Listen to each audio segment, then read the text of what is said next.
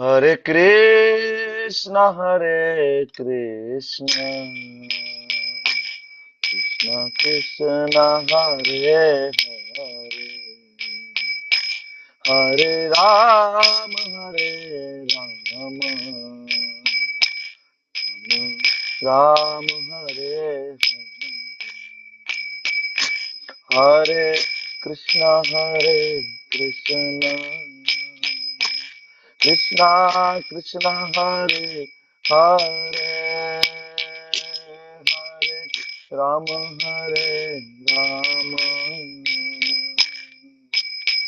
Rama Rama, Hare Hare, Hare Krishna, Krishna Krishna, Hare Hare, Hare Rama,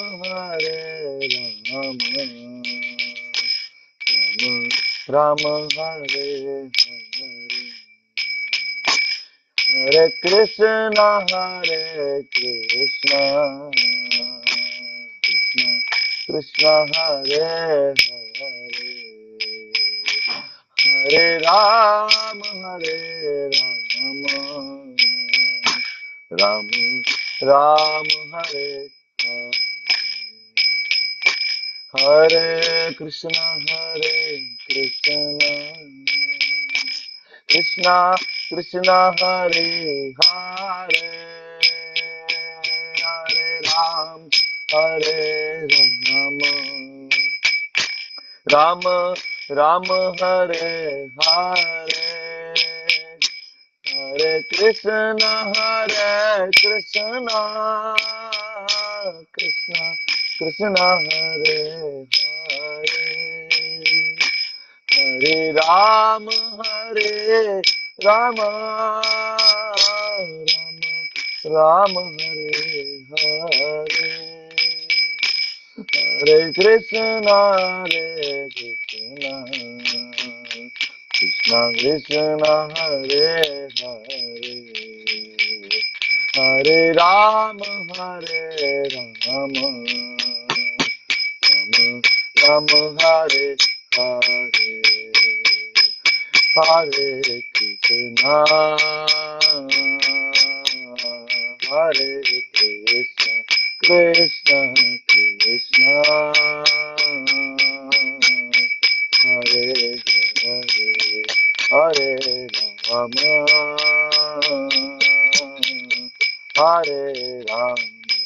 Rama, Hare Hare। जय हरिनाम संकीर्तन की जय, श्री प्रभुपाद की जय, गुरु महाराज की जय, निताय गौर प्रेमानंदे, हरि हरि हरि हरि बोल। बोल। Hare Krishna, thank you Hare Shah Prabhu Krishna ji. Prabhu ji. Hare Krishna, welcome. Hare Hare Krishna. Krishna, Hare Krishna. Hare Karuna Krishna माता जी, प्रभु जी। वंदना माता जी, गीता माता जी, हरे जयस कृष्णा प्रभु प्रभु जी, जी। मित्तल खोखर माता जी, ट्विंकल माता जी, रेखा माता जी, विमल हरे पटेल कृष्णा प्रभु, प्रभु हरे जी। कृष्ण, नारायणी सुनैना माता जी, उर्वी माता जी, हरे ललित कुमार हरे वेद कृष्णा प्रभु प्रभु जी, जी। धार्मी माता जी, विशाल प्रभु जी, निधि माता जी, કોઈનું નામ રહી ગયું હોય તો ક્ષમા કરજો, હિરલ પટેલ માતાજી, પ્રિન્સી માતાજી, રેખા માતાજી, દેવ્યાની માતાજી, આપ સૌનું ખૂબ ખૂબ હૃદયપૂર્વકનું સ્વાગત છે। યશોદા ગઢવી માતાજી, કિરણ વસોયા માતાજી, વેલકમ। हरे कृष्णा हरे प्रभु जी। कृष्ण प्रभु जी, दंडवत बीना प्रणाम। माताजी, दंडवत प्रणाम। हरे कृष्णा। जूही हरे करली कृष्ण। माताजी, वेलकम। हरे कृष्णा। हरे हरे कृष्णा कृष्णा प्रभु प्रभु जी। जी। श्रुति पटेल माताजी, हरे कृष्णा। विक्रम पंड्या हरे प्रभु, कृष्णा प्रभु जी। हरे कृष्णा। हरे कृष्णा प्रभु कृष्ण जी, धाम दंडवत प्रभु, प्रणाम। दंडवत प्रणाम प्रभु जी, विक्रमी प्रभु, श्रुति हरे माताजी, कृष्णा प्रभु कृष्ण जी। धाम प्रभु, दंडवत प्रणाम। चंदन बेन, चंदन माताजी, चांदनी हरे बेन, कृष्णा सॉरी, प्रभु जी। क्षमा करजो चांदनी दंडवत माताजी। हरे प्रणाम। कृष्णा, वेलकम। हरे શરૂઆત कृष्ण કરશો? प्रभु जी। રતિલાલ પ્રભુ કી જય, વેલકમ। ચાલો શરૂઆત કરીએ। ભગવાન શ્રી શ્રી રાધા ગોવિંદના ચરણોમાં ખૂબ ભાવપૂર્વક પ્રેમપૂર્વકની પ્રાર્થનામાં તમે બધા જોડાઈ જાઓ મારી સાથે, માઇક બંધ કરીને, બરાબર? ચાલો। ઓમ અજ્ઞાનતિમિરાંધસ્ય જ્ઞાનાંજન શલાકયા चक्षुरुन्मिलितं येन तस्मै श्रीगुरुवे नमः। श्रीचैतन्यमनोभीष्टं स्थापितं येन भूतले स्वयं रूप कदा मह्यं ददाति स्वपदान्तिकम्। वन्देऽहं श्रीगुरो श्रीयुतापदकमलं श्रीगुरुन् वैष्णवांश्च श्रीरूपं साग्रजातं सहगण रघुनाथान्वितं तं सजीवं साद्वैतं सावधूतं परिजनसहितं कृष्णा चैतन्यदेवं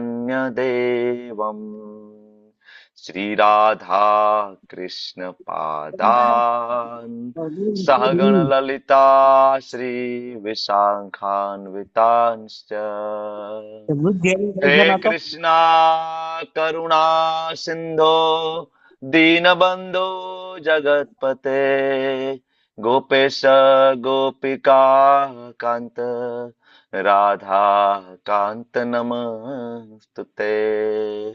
तप्त कांचन गौरांगी श्री राधे वृंदावनेश्वरी वृषभानु सुते देवी प्रणमामि हरिप्रिये। वाञ्छाकल्पतरुभ्यश्च कृपा सिन्धुभ्यैव च पतितानां पावनेभ्यो वैष्णवेभ्यो नमो नमः।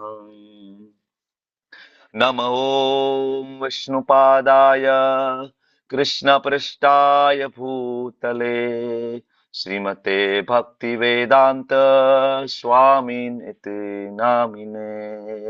नमस्ते सारस्वते देवे गौरवाणी प्रचारिणे निर्विशेषा शून्यवादी पाश्चात्यादिशतारिणे। जय श्री कृष्ण चैतन्य प्रभु नित्यानंद श्री अद्वैत गदाधर श्रीवास आदि गौर भक्त वृंद।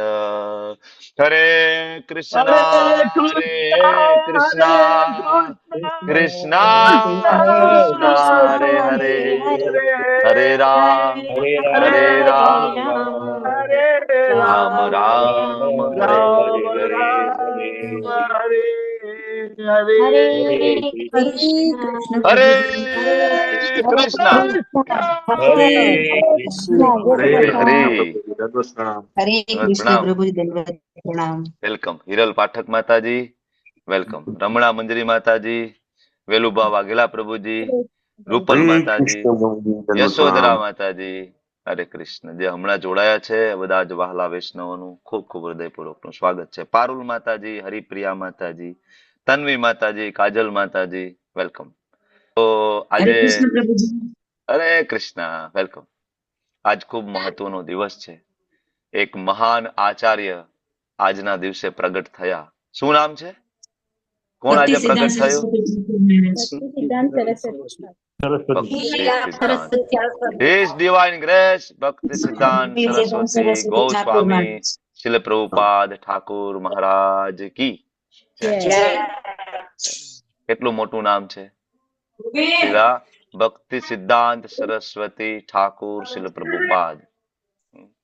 તો આજનો દિવસ આપણું ચાર પરંપરા શ્રી સંપ્રદાય. તમે માઇક બંધ કરી દો બધા. તમને બધાને વિનંતી છે. કોષ બધા જાગી જાવ ઊંઘમાંથી. ચાલો કમોન, ક્લાસ ચાલુ થઈ ગયો છે. તો આપણે વાત કરીએ છીએ આજના દિવસે આપણા પ્રાણપ્રિય એવા ઇસ્કોનના ફાઉન્ડર આચાર્ય શ્રી પ્રભુપાદજી, એસી ભક્તિવેદાંત સ્વામી શ્રી પ્રભુપાદ અને એમના ગુરુજી કોણ? શિલા ભક્તિ સિદ્ધાંત સરસ્વતી ઠાકોર શ્રી પ્રભુપાદ. એમને પણ પ્રભુપાદ કહેવામાં આવે છે, બરાબર. તો એમનો આજના દિવસે પ્રાગટ્ય દિવસ છે. ભગવાનના મહાન ભક્તોનું પ્રાગટ્ય દિવસ અથવા તો એમનું શરીર છૂટી જાય એટલે તિરોભાવ દિવસ. ઇંગ્લિશમાં એને કહેવાય એપિયરન્સ ડે, જે દિવસે પ્રગટ થયા હોય. જન્મદિવસ ના કહેવાય ને જન્મ ભૌતિક માણસોના હોય. ભગવાનના શુદ્ધ ભક્તોનો જન્મ ન થાય. એ પ્રગટ અને અપ્રગટ થાય. જેવી રીતના ભગવાન પ્રગટ અને પ્રગટ થાય. કારણ કે આ બધા ભગવાનના શુદ્ધ ભક્તો વૈકુંઠમાંથી આવતા હોય છે ભગવાનનો ઓર્ડર ફોલો કરીને. આપણા જેવું નથી હોતું. આપણે બધા કર્મોના બંધનના કારણે અહીંયા ભૌતિક જગતમાં આવવું પડતું હોય છે. એક પ્રકારના માતા પિતા, દેશ, કાળ આ બધું સ્વીકારવું પડતું હોય છે. ભગવાનના શુદ્ધ ભક્તોનું આ રીતના નથી હોતું. ભગવાન એને ઓર્ડર કરતા હોય છે, બરાબર, અને એ એક મિશન લઈને હંમેશા આવતા હોય છે. તેવું જ એક મિશન લઈને આવ્યા ભક્તિ સિદ્ધાંત સરસ્વતી ઠાકોર શ્રીલ પ્રભુપાદ, આપણા ફાઉન્ડર આચાર્ય શ્રીલ પ્રભુપાદજીના ગુરુદેવ, બરાબર. અને વિચાર કરો, 7 વર્ષની નાની ઉંમરે વેદો, ઉપનિષદો, પુરાણો, વેદાંત સૂત્ર બધા કંઠસ્થ. 7 વર્ષની ઉંમરે હું તમને કહું છું, 7 વર્ષની ઉંમરે કંઠસ્થ. 10 વર્ષની ઉંમર થઈ મહારાજની, ત્યાં તો એમને ટીકાઓ લખવાની ચાલુ કરી હતી, ભાષ્ય, બરાબર, બધા શાસ્ત્રો ઉપર. 14 વર્ષે એમને પ્રણ લઈ લીધું હતું નૈષ્ટિક બ્રહ્મચારીનું. 14 વર્ષે નૈષ્ટિક બ્રહ્મચારી, કોઈ દિવસ લગ્ન નહીં કરે. 14 વર્ષે એમને એવા લીગની સ્થાપના કરી હતી કે જેમાં બધા નૈષ્ટિક બ્રહ્મચારી સંતો હોય, કે જેને મનથી પણ ક્યારે સ્ત્રીનો વિચાર ના કર્યો હોય. શરીરથી નહીં, મન, વાણી અને શરીર, બરાબર, સંપૂર્ણ બ્રહ્મચારી એટલે નૈષ્ટિક બ્રહ્મચારી. બ્રહ્મચારીનું વ્રત લીધું અને ભગવાન શ્રી ચૈતન્ય મહાપ્રભુના ઉપદેશો, એમના પિતાજી શિલા ભક્તિ વિનોદ ઠાકોરજી પાસેથી ઉપદેશ પ્રાપ્ત કર્યો અને એમના ગુરુદેવ શિલા ગોર કિશોરદાસ બાબાજી મહારાજના આશીર્વાદ પ્રાપ્ત કરી અને પૃથ્વી ઉપર નીકળી ગયા ભગવાન શ્રી ચૈતન્ય મહાપ્રભુના જ્ઞાનનો પ્રચાર કરવા માટે. જેવી રીતના જગતની અંદર સૂર્ય, બરાબર, જે એકદમ તેજસ્વી, જેવો સૂર્ય પ્રગટ થાય અને પૃથ્વી ઉપરની બધી અશુદ્ધિઓ નાશ પામે, એવી રીતના ભક્તિ સિદ્ધાંત સરસ્વતી ઠાકોર જેવા પ્રગટ થયા અને જ્યાં જ્યાં ગયા ત્યાં બધા જ જે અપસંપ્રદાયો, અશુદ્ધિઓ, માયાવાદ નેસ્તો નાબૂદ કર્યા. લાયન ગુરુ તરીકે ઓળખવામાં આવતા હતા, સિંહ ગુરુ તેમને ઓળખવામાં આવતા હતા, બરાબર. મોટા મોટા વિદ્વાન લોકો, પંડિત લોકો જ્યારે ભક્તિ સિદ્ધાંત સરસ્વતી મહારાજ આવ્યા છે ખબર સાંભળે અને રસ્તાઓ શોધવા લાગતા હતા, બરાબર. એટલા પ્રકાંડ વિદ્વાન. પૃથ્વી ઉપર એક પણ એવો વ્યક્તિ નહોતો, એક પણ એવા સંપ્રદાયનો પંડિત નહોતો કે જે ભક્તિ સિદ્ધાંત સરસ્વતી મહારાજની સામે શાસ્ત્રાર્થ કરી શકે. એક પણ નહીં, બરાબર. મહારાજે આખા ભારતની અંદર ભ્રમણ કરીને બધા જ વિદ્વાનોને પરાસ્ત કર્યા અને શુદ્ધ કૃષ્ણ ભક્તિ ને સ્થાપિત કરી. ખાલી ભાવનાત્મક રીતે નહીં, વિજ્ઞાનિક રીતે, સાયન્સની દ્રષ્ટિએ પણ એને ભક્તિનો ખૂબ પ્રચાર કર્યો કે ભક્તિ કરવાથી શું થાય, બરાબર. ઘણા બધા પુસ્તકો લખ્યા છે એમને, ઘણા બધા, બરાબર. અને એમનો જ આદેશ એટલે કે ભક્તિ સિદ્ધાંત સરસ્વતી મહારાજનો આદેશ આપણા ઇસ્કોનના ફાઉન્ડર આચાર્ય ભક્તિદાન સ્વામી શ્રી પ્રભુપાદ જ્યારે પહેલી વખત એમને મળવા ગયા ત્યારે એમને ઓર્ડર કર્યો કે તમારું અંગ્રેજી ખૂબ સારું છે, તમે પશ્ચિમના દેશોમાં જઈને કેમ પ્રચાર નથી કરતા? વિચાર કરો, આ એક ગુરુ આજ્ઞા. આપણે રોજ સવારે ગાઈએ છીએ ને, ગુરુમુખ પદ્મા વાક્ય ચિતે તે કોરિયા એક્ય. ગુરુમુખ પદ્મ વાક્ય, ભાઈ ગુરુએ કહી દીધો, ફિનિશ. ચિતે તે કોરિયા એક્ય. એક વખત ખાલી કહ્યું અને એમને હૃદયમાં બેસાડી દીધું છે પ્રભુપાદજીએ, બરાબર. અને એમને જ કહ્યું હતું કે અભય, તારી પાસે પૈસા આગળ આવે ને તો પુસ્તકો છાપજે અને પશ્ચિમના દેશોમાં જઈને અંગ્રેજી ભાષામાં કૃષ્ણ ભક્તિનો પ્રચાર કરજે. આ ઓર્ડર ફોલો કરી અને મહાન આચાર્ય એસી ભક્તિદાન સ્વામી શ્રી પ્રભુપાદે આખી પૃથ્વી ઉપર કૃષ્ણ ભાવના અમૃતનો પ્રચાર કર્યો. તો એ પ્રચાર કર્યો, એ ઇસ્કોન સંસ્થાની જે સ્થાપના કરી એનું બીજ આ આદેશ, આ દિવ્ય આદેશની અંદર છુપાયેલું છે. અને એકમાત્ર એ સમયના એવા સંન્યાસી કે બધી જ ભૌતિક વસ્તુઓ એને ભગવાનની સેવામાં વાપરી, બરાબર. એ સમયે ટાઈપરાઇટરનો ઉપયોગ કરતા હતા અને એ સમયે કારનો પણ ઉપયોગ કરતા હતા. ઘણા બધા એવા સંન્યાસીઓ હતા, સંન્યાસીઓ કારમાં ના બેસવું જોઈએ. અરે કારમાં ના બેસે તો પ્રચાર કેવી રીતના કરી શકાય?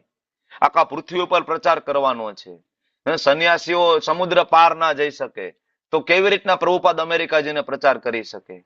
તો આ બધા જ નિયમોને સાઈડમાં મૂકીને એક જ નિયમ સર્વોપરી કૃષ્ણ ભક્તિનો પ્રચાર કરવો. અને બધા જ જીવો જે ભૌતિક જીવનમાં સબળી રહ્યા છે, વારંવાર જન્મ મૃત્યુ જરા વ્યાધિમાં સબડી રહ્યા છે. આ બધાનો ઉદ્ધાર કરવા માટે કંઈ પણ કરવું પડે તો એ કરવા માટે તૈયાર હતા. બરાબર ને? તો આવા આપણા બધાના પ્રિય ભક્તિ સિદ્ધાંત સરસ્વતી મહારાજ નો આજે પ્રાગટ્ય દિવસ છે. બરાબર, એમનો મહિમા વર્ણવવા માટે મારી કોઈ લાયકાત નથી, પણ હું ફૂલની પાખડી કંઈક ને કંઈક બે શબ્દ બોલી અને મારી વાણીને, મારા હૃદયને, મારા ચિત્તને શુદ્ધ કરવાની કોશિશ કરી રહ્યો છું. બરાબર, મહારાજ તમને, મને, આપણને બધાને આશીર્વાદ આપે કે આપણે એમનું જે મિશન છે ભગવાન શ્રી ચૈતન્ય મહાપ્રભુનો ઉપદેશનો પ્રચાર પ્રસાર કરવો, કૃષ્ણ ભક્તિનો પ્રચાર પ્રસાર કરવો, લોકોને આજે સબડી રહ્યા છે સંસાર દાવા નલલી ઢલોકા, એમાંથી બહાર કાઢવાની આપણે ફૂલ નહીં તો ફૂલની પાખડી કંઈક ને કંઈક એમના ચરણોમાં આપણે આજના દિવસે આપણે પ્રણ લેવું જોઈએ કે આપણે ફૂલ નહીં તો ફૂલની પાકડી કંઈક આપણે સેવા કરીશું એમના શ્રી ચરણોમાં. એ જ સાચી શ્રદ્ધાંજલિ છે અને એ જ સાચી પુષ્પાંજલિ છે આજના દિવસે, કે એમના શ્રી ચરણોમાં આપણે કંઈક પ્રતિજ્ઞા લઈએ કે હું પણ જીવોને કૃષ્ણ ભાવના મૃતનો પ્રચાર કરીશ. જરૂરી નથી કે બધા જ લોકો ક્લાસ લઈ શકે. તમે કોઈકને લિંક પણ આપી શકો છો ને આ ક્લાસની. સિમ્પલ છે ને, તમે કોઈકને ફોન કરીને કહી શકો કે ભાઈ ઇસ્કોન મેંગલુરુમાં ગુજરાતીમાં ક્લાસ ચાલે છે ભગવદ્ ગીતાનો, અને કોઈ ફી પણ નથી, મફત છે. તમે આવો, જોડાવ, તમને ખૂબ આનંદ આવશે. તમે અહીંયા અત્યારે 100 લોકો છે, એક લોકોને જોડો તો આવતી બેચમાં તમે 100 ને બીજા 100, 200 ની સ્ટ્રેન્થ આપણી એમનેમ થઈ જાય. બરાબર, તો એટલીસ્ટ એક લોકોને આપણે ફોન કરીને, વોટ્સએપ કરીને, વોટ એવર ગમે એમ કરીને પ્રયત્ન કરીને કૃષ્ણ ભક્તિમાં લાવવા જોઈએ. જો ભગવદ્ ગીતાની અંદર કોઈ દાની, કોઈ યોગી, કોઈ તપસ્વી, કોઈ વેદાંતી, કોઈ સકામ કર્મી, કોઈને શ્રેષ્ઠ નથી કીધું. આખી ભગવદ્ ગીતામાં ભગવાને એક પણ વાર એવું નથી કીધું કે મને દાની પ્રિય છે ને યોગી પ્રિય છે. નહીં, પણ ભગવાને અઢળક વખત એવું કહ્યું છે કે મને મારો ભક્ત પ્રિય છે. અને ભક્ત એટલે શું? ભક્ત એટલે ભગવાન કહે છે કે મારા ઉપદેશ, મારા અને અર્જુન વચ્ચેનો જે સંવાદ છે, ય ઇદમ પરમમ ગુહ્યમ મદ ભક્ત્વે સ્વ અભિદાસ્યસી ભક્તિમયી પરામ કૃત્વા મામેસ્યસી ન સંશય. કોઈ સંશય નથી. મારી ભક્તિને પ્રાપ્ત કરશે જે આ જ્ઞાનનો પ્રચાર પ્રસાર કરશે. ન તસ્માત મનુષ્ય શું કશ્ચિન મે પ્રિયકૃતમ, આનાથી વધારે કોઈ પ્રિય હતો નહીં. ભવિતા ન ચ મે તસ્માત, ભવિષ્યમાં પણ કોઈ આનાથી વધારે પ્રિય થશે નહીં. અન્ય પ્રિયતરો ભુવી, આનાથી વધારે કોઈ પ્રિય નથી. કોણ? મારા આ જ્ઞાનનો પ્રચાર કરશે. તમે લોકોએ ફૂલ નહીં તો ફૂલની પાકડી આજના દિવસે જરૂર તમારા લોકોએ બધાએ સંકલ્પ લેવો જોઈએ. આપણે બધાએ સાથે મળીને સંકલ્પ લેવો જોઈએ. આટલા મહાન આચાર્ય આ ધરાધામ ઉપર પ્રગટ થયા, તો આપણે કંઈક ફૂલ નહીં તો ફૂલની પાખડી એના શ્રી ચરણોમાં અર્પણ કરીએ. લોકોને કૃષ્ણ ભક્તિ આપવાની આપણે કોશિશ કરીએ, કંઈક સેવા કરીએ એમના શ્રી ચરણોમાં. બરાબર, સ્વાર્થી ના બનીએ. ખાલી આપણી સાધના કરી લીધી, આપણી મંગલા આરતી થઈ ગઈ, આપણી ભક્તિ થઈ ગઈ, નહીં. આપણે ભજનાનંદી નથી. આપણે એક જગ્યાએ ઝૂંપડીમાં, એક ગુફામાં જઈને બેસીને ખાલી આપણે જ ભગવત ધામ જવા માંગતા નથી. આપણે એકલા ભગવત ધામ જવા નથી માંગતા, આપણે બધાને લઈને જવા માંગીએ છીએ. તો આજના દિવસે તમે લોકો પ્રણ લો કે એકાદ વ્યક્તિની એટલીસ્ટ આપણે કૃષ્ણ ભક્તિનો પ્રચાર કરીશું. બરાબર, તો આજનો જે અધ્યાય, એ અધ્યાય તરફ હું આગળ વધું છું. ગઈકાલે આપણે અધ્યાયમાં જે ચર્ચા કરતા હતા અને ખૂબ ઇન્ટરેસ્ટિંગ ચેપ્ટર છે. બરાબર, અને ગઈકાલે જે ચર્ચા કરી હતી ને મૃત્યુ વિશેની ચર્ચા હતી. આમ તો જે લોકોએ જોઈન નથી કર્યું એ લોકો જરૂરથી તમે વિડીયો જોઈ લેજો. બરાબર, તો થોડું તમને રિવિઝન આપી દઉં. બરાબર, કે 8મા અધ્યાયની શરૂઆત થઈ, 7મા અધ્યાયના છેલ્લા 2 શ્લોક અને એમાં રહેલા 8 શબ્દ, અને અર્જુને 8 શબ્દને ઉપાડીને 8 પ્રશ્ન ભગવાનને પૂછે છે. ભગવાન, બ્રહ્મ એટલે શું? અધ્યાત્મ એટલે શું? કર્મ એટલે શું? અધિભૂત અધિદેવ એટલે શું? અધિયજ્ઞ એટલે શું? અને આ અધિયજ્ઞ ક્યાં રહે છે અને મૃત્યુ સમયે એને કેમ જાણી શકાય? આવા 8 પ્રશ્ન અને 8 પ્રશ્નના આ 8 જવાબ તમારી સામે છે સ્લાઇડની અંદર. બ્રહ્મ એટલે આત્મા, અધ્યાત્મ એટલે આત્માનો સ્વભાવ, જીવનો સ્વભાવ, કર્મ એટલે જ્યારે એ અધ્યાત્મમાં નથી ત્યારે, અધિભૂત એટલે ભૌતિક પ્રકૃતિને મેનેજ કરે, અધિદેવતાઓ વિશ્વરૂપની અંદર જે છે, અને અધિયજ્ઞ એટલે પરમાત્મા પોતે ક્યાં રહે છે? હૃદયમાં, અને મૃત્યુ સમયે કેમ યાદ કરી શકાય? તો આ બધા પ્રશ્નના જવાબ ભગવાન અર્જુનને આપી રહ્યા છે 3, 4 શ્લોકમાં. 5મા શ્લોકની અંદર ભગવાન ગેરંટી આપે છે કે કોઈ વ્યક્તિ મૃત્યુ સમયે જો મને યાદ કરશે અંતકાલે ચ મામેવ સ્મરણ મુક્ત્વા કલેવરમ યહ પ્રયાતિ સમદભાવમ યાતિ ન અસ્તિ અત્ર સંશય. કોઈ ડાઉટ નથી, કોઈ શંકાને સ્થાન નથી. મૃત્યુ સમયે ભગવાનનું નામ યાદ આવશે તો ભગવાનનું નામ યાદ આવવું એટલું સહેલું નથી. મારો અવાજ બરાબર આવે છે ને માતાજીઓ પ્રભુજીઓ? બરાબર, બધું બરાબર ચાલે યસ છે? પ્રભુજી, યસ પ્રભુજી. Thank you, thank you. તો મૃત્યુ સમયે ભગવાનનું નામ યાદ આવવું એટલું સહેલું નથી. તમે બધા મારા કરતા પણ ઘણા બધા વડીલો છો, ઉંમરમાં મોટા છો, અનુભવમાં પણ વધારે છો, વ્યવહારિક અનુભવ તમારી પાસે મારા કરતા જાજો છે. તમે મારા કરતા જાજી કદાચ સ્મશાન યાત્રાઓ જોઈ હશે, બરાબર. તમારી સામે તમારા સ્વજનો બરાબર તમને છોડીને ગયા હશે, મને પણ ગયા છે. પણ આમાંથી કેટલા સ્વજનોને આપણે છેલ્લે માળા કરતા જોયા હોય, કેટલા સ્વજનોને છેલ્લે આપણે એવી રીતના સાંભળ્યું હોય કે હવે મારે કોઈને વાત નથી સાંભળવી, કોઈનું મોઢું નથી જોવું, મારા ગોપાલ ક્યાં છે, મારા ઠાકર ક્યાં છે, એને લઈ આવો, મારે એને જોવા છે. આવા કેટલા હોય, કદાચ આંગળીના વેઢે ગણાય એવા, રેર, બરાબર. તો એટલું સહેલું નથી કે છેલ્લે ભગવાન યાદ આવી જાય અચાનક. આખી જિંદગી આના માટે પ્રયત્ન કરવો પડશે, આખી જિંદગી પ્રયત્ન કરવો પડશે, ત્યારે આ વસ્તુ પોસિબલ બનશે, બરાબર. અને જો આપણે પ્રયત્ન નહીં કરીએ તો મૃત્યુ સમયે જે કઈ ભાવ આપણને યાદ આવશે ને, યમ યમ વાપી સ્મરણ ભાવમ તે જંતે કલેવરમ, એ ભાવને આપણે પામી જઈશું. દીકરો યાદ આવશે, દીકરી યાદ આવશે, પણ પુણ્ય કર્મ એટલા સારા નહીં હોય તો મનુષ્ય બનીને તો પાછા આવી નહીં શકીએ. નહીં તો દીકરીને ઘરે દીકરો દીકરી બનીને આપણે પાછા પણ આવીએ, મનુષ્ય શરીર આપણને મળે. પણ એટલા પુણ્ય કર્મ કળિયુગની અંદર બહુ મુશ્કેલ છે કે ઇવન રિપીટ મનુષ્ય જન્મ મળવો બહુ અઘરો છે કળિયુગની અંદર, વેરી ડિફિકલ્ટ, બરાબર. તો નીચલી યોનિમાં પાછું આવવું પડે, અને દીકરો દીકરી યાદ આવે તો એની આજુબાજુમાં કોકરોચ બનીને, ગરોળી બનીને, વંદા બનીને, મચ્છર બનીને ફરવું પડશે, કારણ કે જન્મ નીચલી યોનિમાં થશે, બરાબર. યમ યમ ભાપી શરણ ભાવ, જેવી રીતના ભરત રાજા હરણ બનીને પાછા આવ્યા હતા ને, કથા આપણે લેવલ 1 માં ભણી ચૂક્યા છીએ, બરાબર. અને ઇવન સાયન્સ પણ આ વસ્તુ અત્યારે માની રહી છે, રીબર્થની અંદર. આ વિશ્વની અંદર એવા ઘણા બધા લોકો છે જેને પોતાનું પૂર્વજન્મ વિશે થોડું ઘણું યાદ છે. આ વિશ્વમાં ઘણા બધા, તમે ગૂગલ કરીને જુઓ, એવા માણસો તમને મળશે કે પૂર્વજન્મના અમુક બરાબર, એમાં અમુક રિલેટિવ જેને યાદ છે, બરાબર. તો સાયન્સ માને તો સાયન્સનું આપણે લેબલની જરૂર નથી, આપણે ભગવદ્ ગીતાના લેબલની જરૂર છે. ભગવદ્ ગીતામાં બહુ ક્લિયરલી ભગવાન કહે છે, જાતસ્ય હિ ધ્રુવ મૃત્યુ ધ્રુવમ જન્મ મૃત્યસ્ય ચ, જેનો જન્મ થયો છે એનું મૃત્યુ કન્ફર્મ છે, અને જેનું મૃત્યુ થયું છે એનું જન્મ, રીબર્થ ઇઝ કન્ફર્મ. ભદ્રેશ પ્રભુજી, રીબર્થ ઇઝ કન્ફર્મ, કન્ફર્મ. આ જન્મમાં આપણે ગમે એટલી મહેનત કરીને ડોક્ટર બન્યા, એન્જિનિયર બન્યા, પણ જેવું આ શરીર છૂટ્યું અને જો પાછું આવવાનું થયું તો એક અડે એક ને બગડે બે. તમે હું આપણે બે નહીં કહી શકીએ કે ગયા જન્મમાં ડોક્ટર હતા તો થોડુંક તો ડિસ્કાઉન્ટ આપો, 12માં બહુ મહેનત કરી હતી, 2 વર્ષ 11-12 સાયન્સમાં ઘરમાં પુરાઈ ગયા હતા, માન થોડીક ટકાવારી આવી છે, પણ એવું કોઈ ડિસ્કાઉન્ટ આપવામાં નહીં આવે. Don't take risk. ભગવાને આપણને સારી ડિગ્રી આપી છે, ભગવાને આપણને રૂપિયા પૈસા સંપત્તિ આપી છે ને, એ માત્ર એટલા માટે આપી છે કે તમે સરળ રીતના ભક્તિ કરી શકો. જો સામાન્ય માણસ હોય, બરાબર, પૈસા કમાવા માટે બિચારાને એટલી મહેનત હોય, ભક્તિ કરવા માટે સમય ક્યાંથી નીકળવાનો હતો? સવારથી લઈને રાત સુધી મજૂરી કરતો હોય માણસ, તમે એમ કહો કે ભાઈ ભગવદ્ ગીતા સાંજે 2 કલાક સાંભળવા આવજે, તો એ એમ કે ભાઈ હવે સાંજે 9 માંડ વાગે, ભાઈ ખાટલામાં જઈ ભેગી આંખો બંધ થઈ જાય, આખો દિવસ બરાબર પણ પાવડા તગારા ઉપાડીને શરીર પતી ગયું હોય, બરાબર.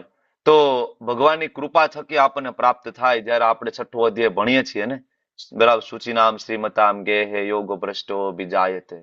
તો તમારી પાસે થોડું ધન હોય, રૂપિયા હોય, પૈસા હોય, બરાબર, તમારી આર્થિક પરિસ્થિતિ સારી હોય, તમારી પાસે ડિગ્રી હોય, તો એ માત્ર એટલા માટે તમને આપી છે કે તમે આ જન્મમાં એનો ઉપયોગ ભગવાનની સેવામાં કરી શકો, ભક્તિ કરી શકો.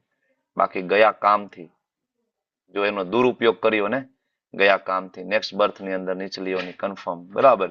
તો તાત્કાલિક નહીં થાય. અભ્યાસ યોગ યુક્તે ન ચેતસા ન અન્યગામીના, પ્રેક્ટિસ કરવી પડશે, રોજ પ્રેક્ટિસ કરવી પડશે, અભ્યાસ કરવો પડશે, તો જ આપણી ચેતસા ન અન્યગામીના, બીજે ક્યાંય નહીં જાય, માત્ર કૃષ્ણમાં જશે, બરાબર.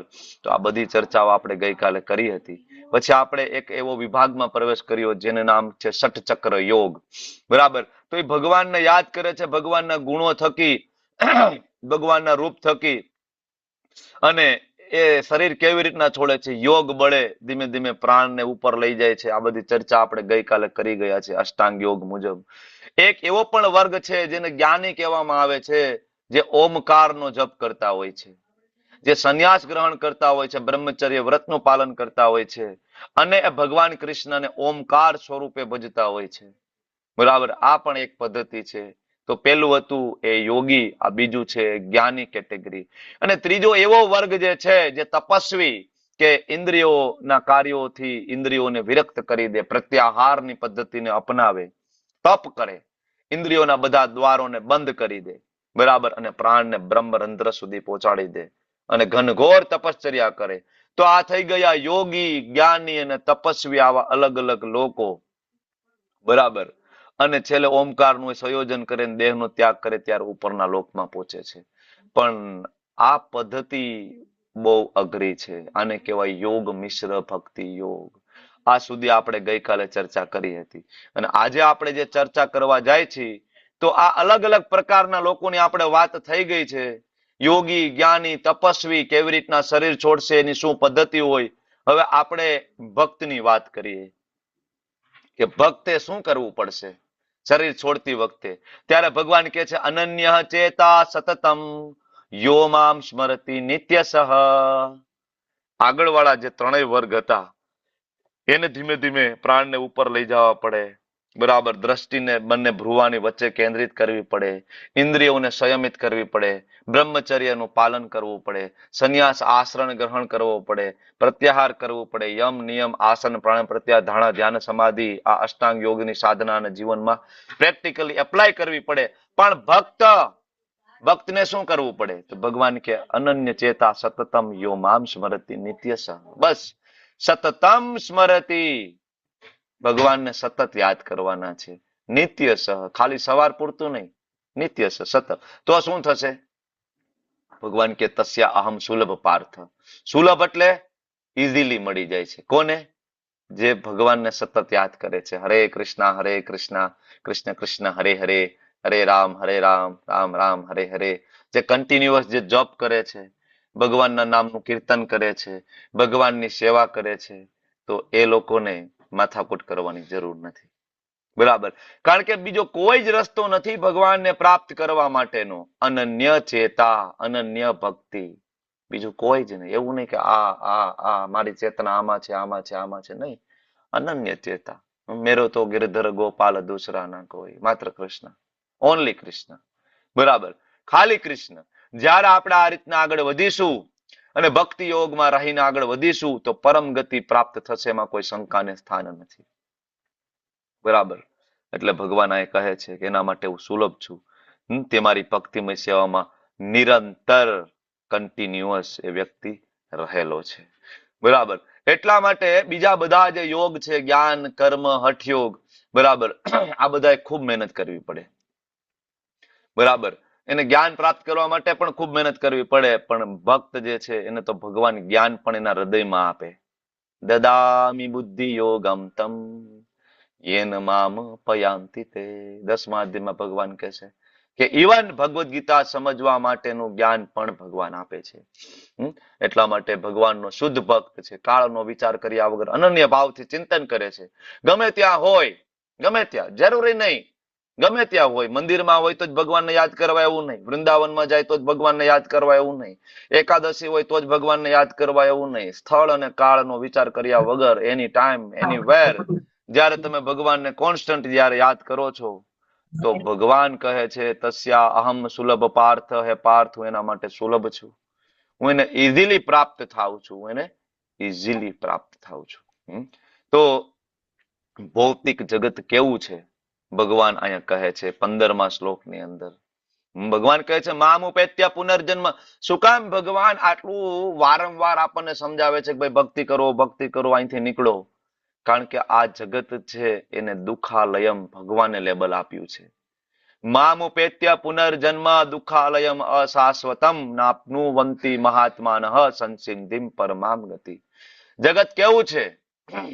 ધામમાંથી કોઈ પાછા આવે કે ન આવે? આ બે પ્રશ્નના જવાબ આ શ્લોકમાં છે. મને પ્રાપ્ત કર્યા પછી મહાત્મા જનો કે જેઓ ભક્તિ યોગી છે તેઓ દુઃખમય એવા આ ક્ષણભંગુર જગતમાં કદાપી પાછા આવતા નથી, કારણ કે એમને પરમ સિદ્ધિ પરમામ ગતિમ સુપ્રીમ ગતિ પ્રાપ્ત કરી છે. તો આ જગતની અંદર જન્મ મૃત્યુ જરા વ્યાધિ કોન્સ્ટન્ટ ચાલુ છે. આ જગત દુઃખાલયમ છે, પણ ખરેખર જેને સમસિદ્ધિ સિદ્ધિ પ્રાપ્ત કરી છે. હવે જ્યારે હું તમને એમ કહું કે યોગી સિદ્ધિ પ્રાપ્ત કરી છે, તો કયા યોગીની વાત થાય ને કઈ સિદ્ધિની વાત થાય છે? પાણીમાં ચાલી શકે એ વાળી સિદ્ધિ, કે અણુ નાનામાં નાના થઈ જાય એ વાળી અણીમાં સિદ્ધિ, ગરિમા લઘીમાં પ્રાપ્તિ, કઈ સિદ્ધિ? આ સમસિદ્ધિ એટલે કઈ સિદ્ધિ પ્રાપ્ત કરી હશે? કયો, તમને પ્રશ્ન પૂછું છું. ભક્તિ યોગી. હરી બોલ, ભક્તિ યોગી. હરી બોલ. ભક્તિ યોગી. ભાઈ સિદ્ધિ કઈ પ્રાપ્ત કરી છે? ભક્તિ યોગી. ભગવાન કૃષ્ણનું સતત ચિંતન કરવાની સિદ્ધિ જેને પ્રાપ્ત કરી છે. આગળ કીધું ને, અનન્ય ચેતા સતતમ. હા, અનન્ય ચેતા સતત મતલબ સતત જે ભગવાનને યાદ કરે એ વાળી સિદ્ધિ જેને પ્રાપ્ત કરી છે એને પરમ ગતિ પ્રાપ્ત થાય છે. અને એ ભગવાનના ધામની અંદર કૃષ્ણલોક ગોલોક વૃંદાવન ધામની અંદર પ્રવેશ કરે અને ન્યા ગયા પછી કોઈ પાછું આવે? બરાબર, લાયે ના પાડે ભગવાન કે ન્યા ગયા પછી કોઈ પાછું ન આવે. ભગવાનનું એ ધામ છે સર્વોચ્ચ ધામ છે. ભગવાન પોતે કહે છે દુઃખાલયમ. અરે જે મેન્યુફેક્ચરર છે, જેને આ બનાવ્યું છે, બરાબર, એ એમ કે છે દુઃખાલયમ. વંદના વિસ્ફુટે માતાજી એમ કે છે, બરાબર, ભગવાન આયા કે આ દુઃખાલયમ છે, આ જગત છે કેવું છે? દુઃખાલયમ. અને આપણે શું કહીએ છીએ? અરે પ્રભુ એકવાર આવો તો ખરી નીચે, first day first show movie જોવા જઈએ, એ તો બહુ આનંદ આવે છે. ડિઝનીલેન્ડ જઈએ, મુંબઈ ફરવા જઈએ, અરે પેરિસ જઈએ, સ્વિસ જઈએ, બરાબર. પણ ભગવાન કહે મારા દીકરા દુઃખાલયમ છે, મેં બનાવ્યું છે. ઔષધાલય હોય તો એની અંદર ઔષધ મળે, બરાબર ને, તો દુઃખાલયમ ની અંદર દુઃખ ના મળે તો શું મળે? એટલે શાસ્ત્ર આપણને પોકારીને કહી રહ્યા છે કે રેતીને ખાંડવાથી કદાચ તેલ નીકળે, રેતીને ખાંડવાથી કદાચ એમાંથી તેલ નીકળે, જે પ્રેક્ટિકલી પોસિબલ તો નથી. રેતીમાંથી કોઈ દી તેલ નીકળે નહીં, પણ શાસ્ત્રો એમ કે છે કદાચ રેતીને ખાંડવાથી તેલ નીકળે, પણ આ સંસારમાંથી સુખ પ્રાપ્ત નહીં થાય.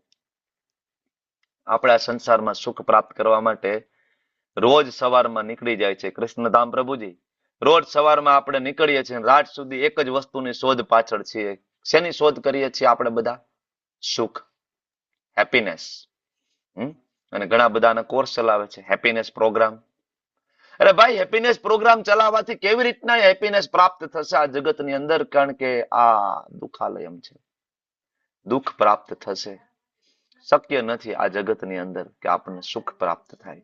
તો અર્જુનના મનમાં પ્રશ્ન થાય કે પ્રભુ, એ તો તમે પૃથ્વીલોકની વાત કરો છો, પૃથ્વીલોકની અંદર લોકો દુઃખી છે, પણ પુણ્ય કર્મ કરીને ઉપરના લોકમાં જતા રહીએ, સ્વર્ગમાં જતા રહીએ, તો ત્યાં તો આનંદ પ્રાપ્ત થાય ને. ત્યાં તો ઇન્દ્ર કેટલા આનંદમાં છે, ત્યાં તો મદિરા અપ્સરા ભોગો ભોગવવા માટેની ઇન્દ્રિયો ખૂબ પ્રબળ છે, ભોગો ભોગવવાના વિષયો બરાબર આપણી પાસે ત્યાં અવેલેબલ છે. તો અર્જુનના મનમાં પ્રશ્ન થાય કે પ્રભુ તો પછી ઉપરના લોકમાં જતા રહીએ તો?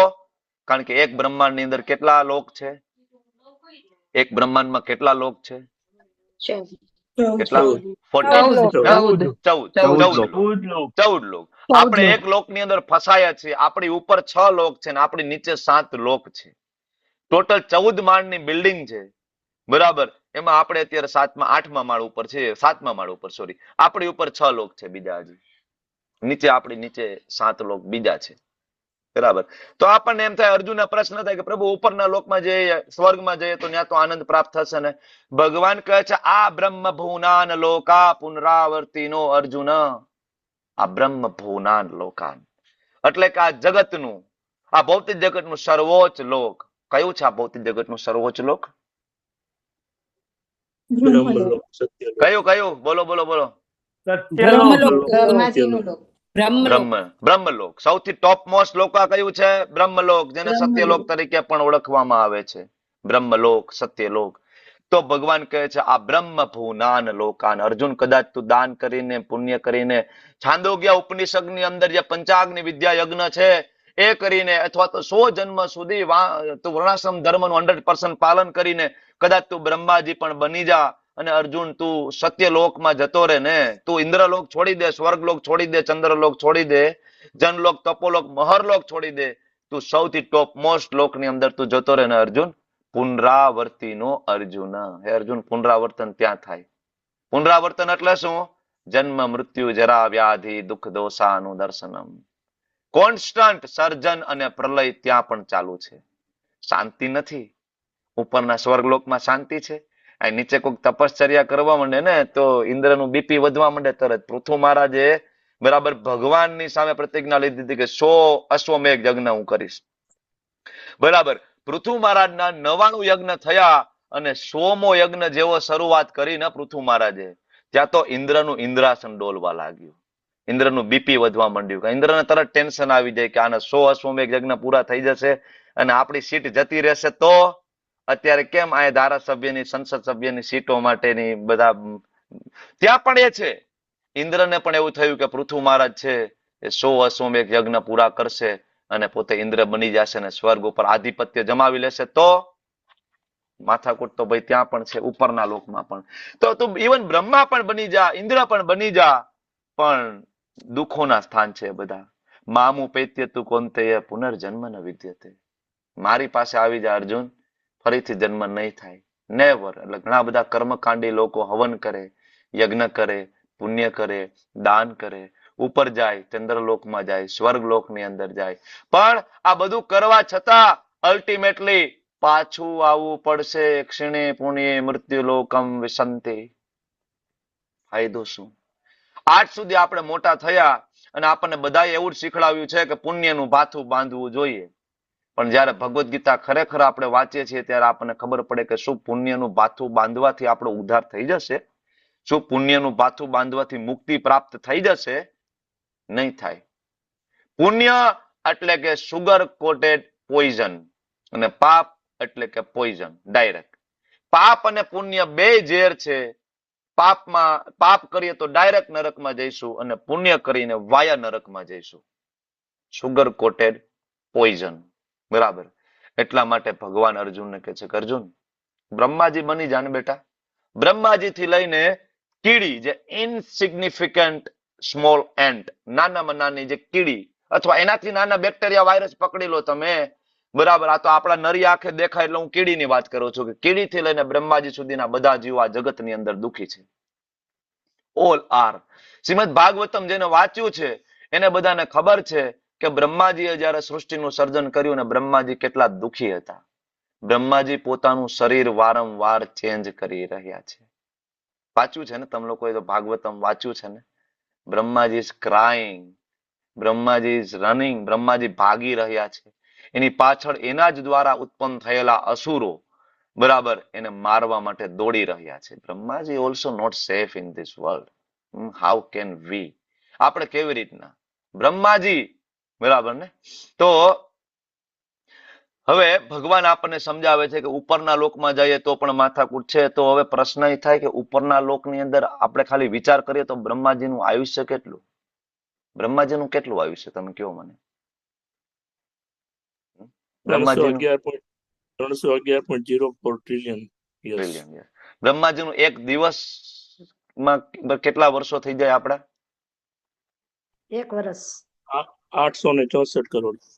864 કરોડ વર્ષ. બ્રહ્માજીનું એક દિવસ. મીનાક્ષી માતાજી, દેવતાઓનો નહીં, બ્રહ્માજીનો એક દિવસ. બ્રહ્માજીના એક દિવસમાં આ પૃથ્વી ઉપર 864 કરોડ વર્ષો વીતી જાય છે. વિચાર તો કરો. આપણે ક્યાં છીએ બ્રહ્માજીની સાપેક્ષમાં? આપણે ક્યાં છીએ દેવી દેવતાઓના સાપેક્ષમાં? તમને ને મને એવું લાગે છે કે આપણી પાસે બહુ લાંબુ આયુષ્ય છે, ભક્તિ કરીશું શાંતિથી. બરાબર. બ્રહ્માજી નું આયુષ્ય કેટલું છે? તો અહીંયા ભગવાન કહે છે માનવીય ગણના અનુસાર 1000 યુગ મળીને બ્રહ્માજીનું એક દિવસ થાય અને એટલું જ એક રાત્રિ. એટલે અહીંયા એક યુગ જે છે દિવ્ય યુગની વાત થાય છે. તો 4 યુગ, સતયુગ, ત્રેતા, દ્વાપર અને કલી, આ 4 યુગ બરાબર, જેમાં કળિયુગના 4,32,000 વર્ષ, દ્વાપરના 8,64,000 વર્ષ, ત્રેતાના 12,96,000 વર્ષ, સતયુગના 17,28,000 વર્ષ. અને આ ચારેનો જયારે સરવાળો કરો તો 43,20,000 વર્ષ થાય. કેટલા થાય? 43,20,000 વર્ષ. આને એક દિવ્ય યુગ કહેવાય. અને બ્રહ્માજી આવા 1,000 દિવ્ય યુગ બરાબર એનો એક દિવસ થાય. તો 43,20,000 વર્ષ એને ગુણાકાર કરો 1,000 થી, એટલે હજી બીજા એમાં 3 મીંડા ઉમેરો એટલે 432 કરોડ વર્ષ થાય. બ્રહ્માજીની સવાર પડે અને બ્રહ્માજીની રાત પડે, સવારથી લઈને સાંજ, આ દિવસ, ત્યારે પૃથ્વી ઉપર 432 કરોડ વર્ષ વીતી ચુક્યા છે. બ્રહ્માજી બધાને ગુડ નાઇટ કહી દે અને બ્રહ્માજી સુવા જતા રહીએ અને સવારે ઉઠીને પાછા આવે તો બ્રહ્માજીની રાત્રિ પણ સેમ 432 કરોડ વર્ષની છે. આટલું મોટું આયુષ્ય વિચાર કરો બ્રહ્માજીનું છે, બરાબર. એની સામે આપણું કેટલું આયુષ્ય છે, છતાં પણ શાસ્ત્ર એમ કે છે. અને બ્રહ્માજી આવા 100 વર્ષ જીવે છે. આ તો એક દિવસ થયો. 864 કરોડ વર્ષ યશોદરા માતાજી, આપણા 864 કરોડ વર્ષ, બરાબર. એમાં બ્રહ્માજીનો એક દિવસ થયો અને બ્રહ્માજી આવા 100 વર્ષ કાઢે છે. એટલે હવે તમે હિસાબ માંડો, 864 કરોડ વર્ષ એને ગુણાકાર કરો 30 થી, ત્યારે બ્રહ્માજીનો એક મહિનો થાય. એને ગુણાકાર કરો 12 થી તો બ્રહ્માજીનું એક વર્ષ થાય. અને એને ગુણાકાર કરો 100 થી, 100 થી, તો બ્રહ્માજી આટલું આયુષ્ય ભોગે, આપણું કેલ્ક્યુલેટર બંધ થઈ જાય. બ્રહ્માજીનું આટલું મોટું આયુષ્ય છે, પણ શાસ્ત્ર એમ કે છે કે બ્રહ્માજીનું આયુષ્ય પરપોટા સમાન છે. આખું બ્રહ્માજીનું આયુષ્ય એટલે બ્રહ્માજીનું આયુષ્ય એટલે મહાવિષ્ણુની દ્રષ્ટિએ, ભગવાન મહાવિષ્ણુની દ્રષ્ટિએ કેટલું? તમને પૂછું છું, કેટલું? બોલો રેખા માતાજી, રેખા ચૌહાણ માતાજી, બોલો. મહાવિષ્ણુ શ્વાસ બહાર કાઢે, શ્વાસ બહાર કાઢે અને બ્રહ્માંડો ઉત્પન્ન થઈ જાય, બ્રહ્માજીનો જન્મ થઈ જાય, અને જ્યારે મહાવિષ્ણુ શ્વાસ અંદર લઈ લે, બ્રહ્માજીનું આયુષ્ય પૂરું. તો વિચાર કરો, ભગવાનનો શ્વાસ બહાર કાઢવો અને શ્વાસ અંદર લેવો, આની વચ્ચેની અવધિ કેટલી? આખું એક બ્રહ્માજીનું આયુષ્ય. આપણું મગજ કામ કરતું બંધ થઈ જાય. ધીમે ધીમે ધીમે ઉપર વિચાર કરીએ. હજી તો આપણે મહાવિષ્ણુ સુધી પહોંચ્યા છીએ, કૃષ્ણ સુધી નથી પહોંચ્યા.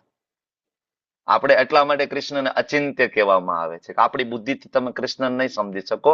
આપણે ખાલી પ્રયત્ન કરી શકીએ છીએ, બાકી જાણી તો શિવજી પણ નથી શક્યા અને બ્રહ્માજી નથી બરાબર આજ સુધી કૃષ્ણને ઓળખી શક્યા.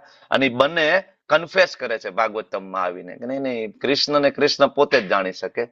નો બડી કેન, કોઈ નથી, સંપૂર્ણપણે ભગવાનને કોઈ જાણી શકતું નથી. તો બ્રહ્માજીનું આટલું લાંબુ આયુષ્ય છે અને તમને મને એમ થાય કે મારું બહુ લાંબુ આયુષ્ય છે, હજી મારો વાર છે.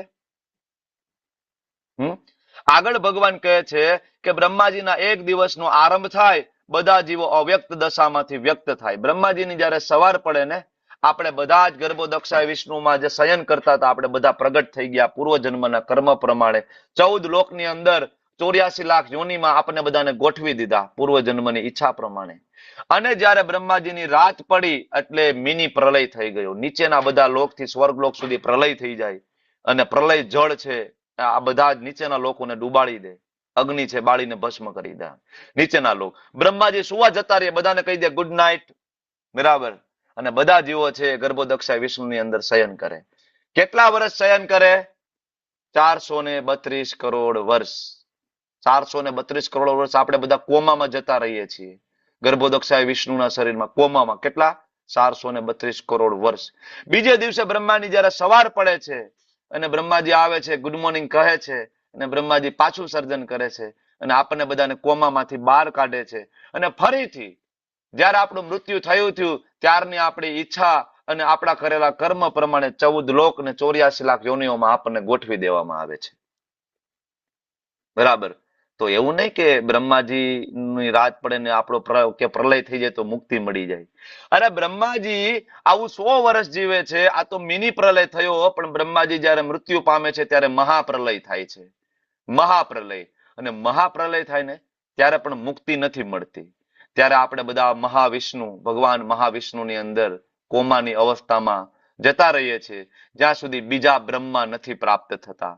નવા બ્રહ્મા પ્રાપ્ત થાય, નવા બ્રહ્માંડનું સર્જન થાય, ફરીથી આપણને બધાને ફરીથી આપણા કર્મની ઈચ્છા મુજબ 84 લાખ યોની 14 લોકની અંદર ઇન્સ્ટોલ કરવામાં આવે છે. ફરીથી જાઓ, મોજ કરો. ભગવાનને નથી માનવું, ભોગ ભોગવવા છે, જાઓ ભોગવો, બરાબર. અને આપણને એવું થાય છે કે આપણું બહુ આયુષ્ય મોટું છે. અરે બ્રહ્માજીનું આયુષ્ય ની કમ્પેરિઝનમાં કેટલું આયુષ્ય આપણું? અરે હું એમ કહું કે દેવી દેવતાઓની કમ્પેરિઝનમાં આપણું આયુષ્ય કેટલું? ઘર બનાવી લઈએ, મકાન બનાવી લઈએ, ઇટ્સ ઓકે, જોબ કરી લઈએ, પૈસા ભેગા કરી લઈએ, પછી ભક્તિ કરશું. લોમાસ ઋષિની કથા સાંભળી છે ક્યારે? લોમાસ ઋષિની કથા નથી સાંભળી? એક વખત ઇન્દ્રને બહુ ઘમંડ આવી ગયો હતો. એનું સ્વર્ગ, એનું ઐશ્વર્ય, એનું આયુષ્ય, એના ઉપર ઇન્દ્રને ખૂબ ઘમંડ આવી ગયો હતો. બરાબર. તો ત્યાંથી એક ઋષિ નીકળ્યા, લોમાસ નામના ઋષિ. એના શરીર ઉપર ઘણા બધા લોમ એટલે વાળ હતા, એટલે એના ઉપરથી એને લોમાસ ઋષિ તરીકે ઓળખવામાં આવે છે. બરાબર. અને ઋષિ પોતાના માટે ઘર નહોતા બનાવતા, ઇવન ઝૂંપડી પણ નહોતા બનાવતા, ઝૂંપડી પણ નહોતા બનાવતા. તો ઇન્દ્રને એના ઉપર દયા આવે છે અને ઇન્દ્ર કહે છે કે ઋષિવર્ય, તમે તમારા માટે એક ઝૂંપડી કેમ નથી બનાવતા? આ ટાઢ તડકો, વરસાદમાં તમે હેરાન થાવ, દુઃખી થાવ, એકાદી ઝૂંપડી, નાનું મકાન બનાવો. તો લોમાસ ઋષિ એમ કે છે કે દીકરા, મારી પાસે એટલો સમય જ નથી, મારું આયુષ્ય તો બહુ નાનું છે. જ્યારે ઇન્દ્રને ખબર હતી કે આ લોમાસ ઋષિને તો હું જ્યારથી નાનો છું ત્યારથી, મતલબ મારા કરતા પણ આનું આયુષ્ય મોટું છે, મેં સાંભળ્યું છે, તો આ કેવી રીતના એમ કે છે મારું આયુષ્ય તો હાવ નાનું છે? ત્યારે લોમાસ ઋષિને પૂછે છે કે ઋષિવર્ય, થોડો પ્રકાશ પાડો, કેટલું આયુષ્ય છે તમારું? તમે કહો છો નાનું આયુષ્ય છે. ત્યારે લોમાસ ઋષિ કહે છે કે મારું આયુષ્ય બહુ ઓછું છે. એક બ્રહ્માજીનું મૃત્યુ થાય એટલે મારા શરીરમાંથી એક વાળ ખરે તો બ્રહ્માજીનું એક બ્રહ્માજીનું મૃત્યુ થઈ જાય. તો એવા એના શરીર ઉપર જેટલા પણ રોમ છે એ બધા ખરી જાય એટલા બ્રહ્માજીનું મૃત્યુ થાય, અને એટલું આયુષ્ય લોમાસ ઋષિનું છે. કાંઈ થોડું મગજમાં બેહે છે હું કહું છું? એક બ્રહ્માજીનું આયુષ્ય, વિચાર કરો કે મહાવિષ્ણુનો શ્વાસ બહાર કાઢવાનો અંદર લેવો, એટલું બ્રહ્માનું આયુષ્ય. અને લોમાસ ઋષિનું આયુષ્ય એટલે કે એટલા બ્રહ્મા કે જેટલા એના શરીર ઉપર રોમ છે. અને હવે એ લોમાસ ઋષિ એમ કે છે કે મારી પાસે ટાઈમ નથી કે ઝૂંપડી બનાવવાનો, મકાન બનાવવાનો, એ કે હું ભક્તિ ક્યારે કરીશ કે એ બધી વસ્તુમાં હું ટાઈમ બગાડું તો? અને તમને ને મને એમ થાય છે કે આપણે મકાન બનાવી લઈએ ને ઘર બનાવી લઈએ ને, બરાબર, આપણી પાસે બહુ ટાઈમ છે. લોમાસ ઋષિ એમ કે છે કે ટાઈમ નથી, અને આપણે એમ કહે છે કે ટાઈમ છે. બરાબર. તો આ સમજાવવા માટે આપણે શ્રી પ્રભુપાદજી કાળ ની અસીમિતતા અને ભક્તિની, બરાબર, જે જરૂરિયાત માટે આપણને પ્રભુપાદ આ એક્ઝામ્પલ લઈને લોમાસ ઋષિનું સમજાવે છે. બુદ્ધિશાળી લોકો જે છે ને એ સદુપયોગ કરીને ભગવાનના ધામમાં જતા રહીએ. ગઈકાલે આપણે વાત કરીએ તેને ગોલ્ડન કલી ચાલી રહી છે, રિસ્ક નથી લેવું આપણે. બરાબર. સાથે મળીને રોજ મંગલા આરતી કરીએ, રોજ સવારે ટાઈમ કાઢીને જપ કરવા માટે આવી જઈએ, રોજ ક્લાસ એટેન્ડ કરીએ, રોજ ભાગવતમ સાંભળીએ, રોજ ભગવદ્ ગીતા સાંભળીએ, થોડું જીવનમાં ઉતારતા જઈએ. થોડું ફૂલ નહીં તો ફૂલની પાકડી રોજ ભગવાનને ભોગ લગાડવાની આપણે શરૂઆત કરી દઈએ. કાંઈ નહીં તો પાણીનો ભોગ લગાડવાની શરૂઆત કરી દઈએ. થોડું માખણ મિશ્રી, થોડું ડ્રાય ફ્રૂટનો ભોગ લગાડવાની શરૂઆત કરી દઈએ. ધીમે ધીમે આ કરતા કરતા ભગવાન એક દિવસ એક વ્યવસ્થા પૂરી પાડશે આપણને એની સેવા કરવા માટેની. ભગવાનને જયારે એવું લાગશે ને કે ખરેખર આપણી નિષ્ઠા છે એના પ્રત્યે, ભગવાનને એવું લાગશે ને કે ખરેખર આપણે ઢોંગ નથી કરી રહ્યા, આપણે એને પ્રેમ કરીએ છીએ, તો ભગવાન વ્યવસ્થા ઊભી કરશે અને બધું જ ગોઠવાઈ જશે. ટાઈમ પણ મળી જશે, સુવિધાઓ પણ થઈ જશે, બધું શાંત થઈ જશે. ઘરની અંદર જે કઈ ક્લેશ હોય, ભક્તિ કરવાની જે કઈ ના પાડતા હોય, એ બધું ધીમે ધીમે બધું ગોઠવાઈ જાય. ત્યારે ભગવાન આપણી સિરિયસનેસ જોવે છે. બરાબર. તો ભગવાન અહીંયા આપણને સમજાવી રહ્યા હતા કે મિની પ્રલય અને મહાપ્રલય, ઉપરના લોકથી લઈને નીચેના લોક સુધી અર્જુન બધી જગ્યાએ માથાકૂટ છે.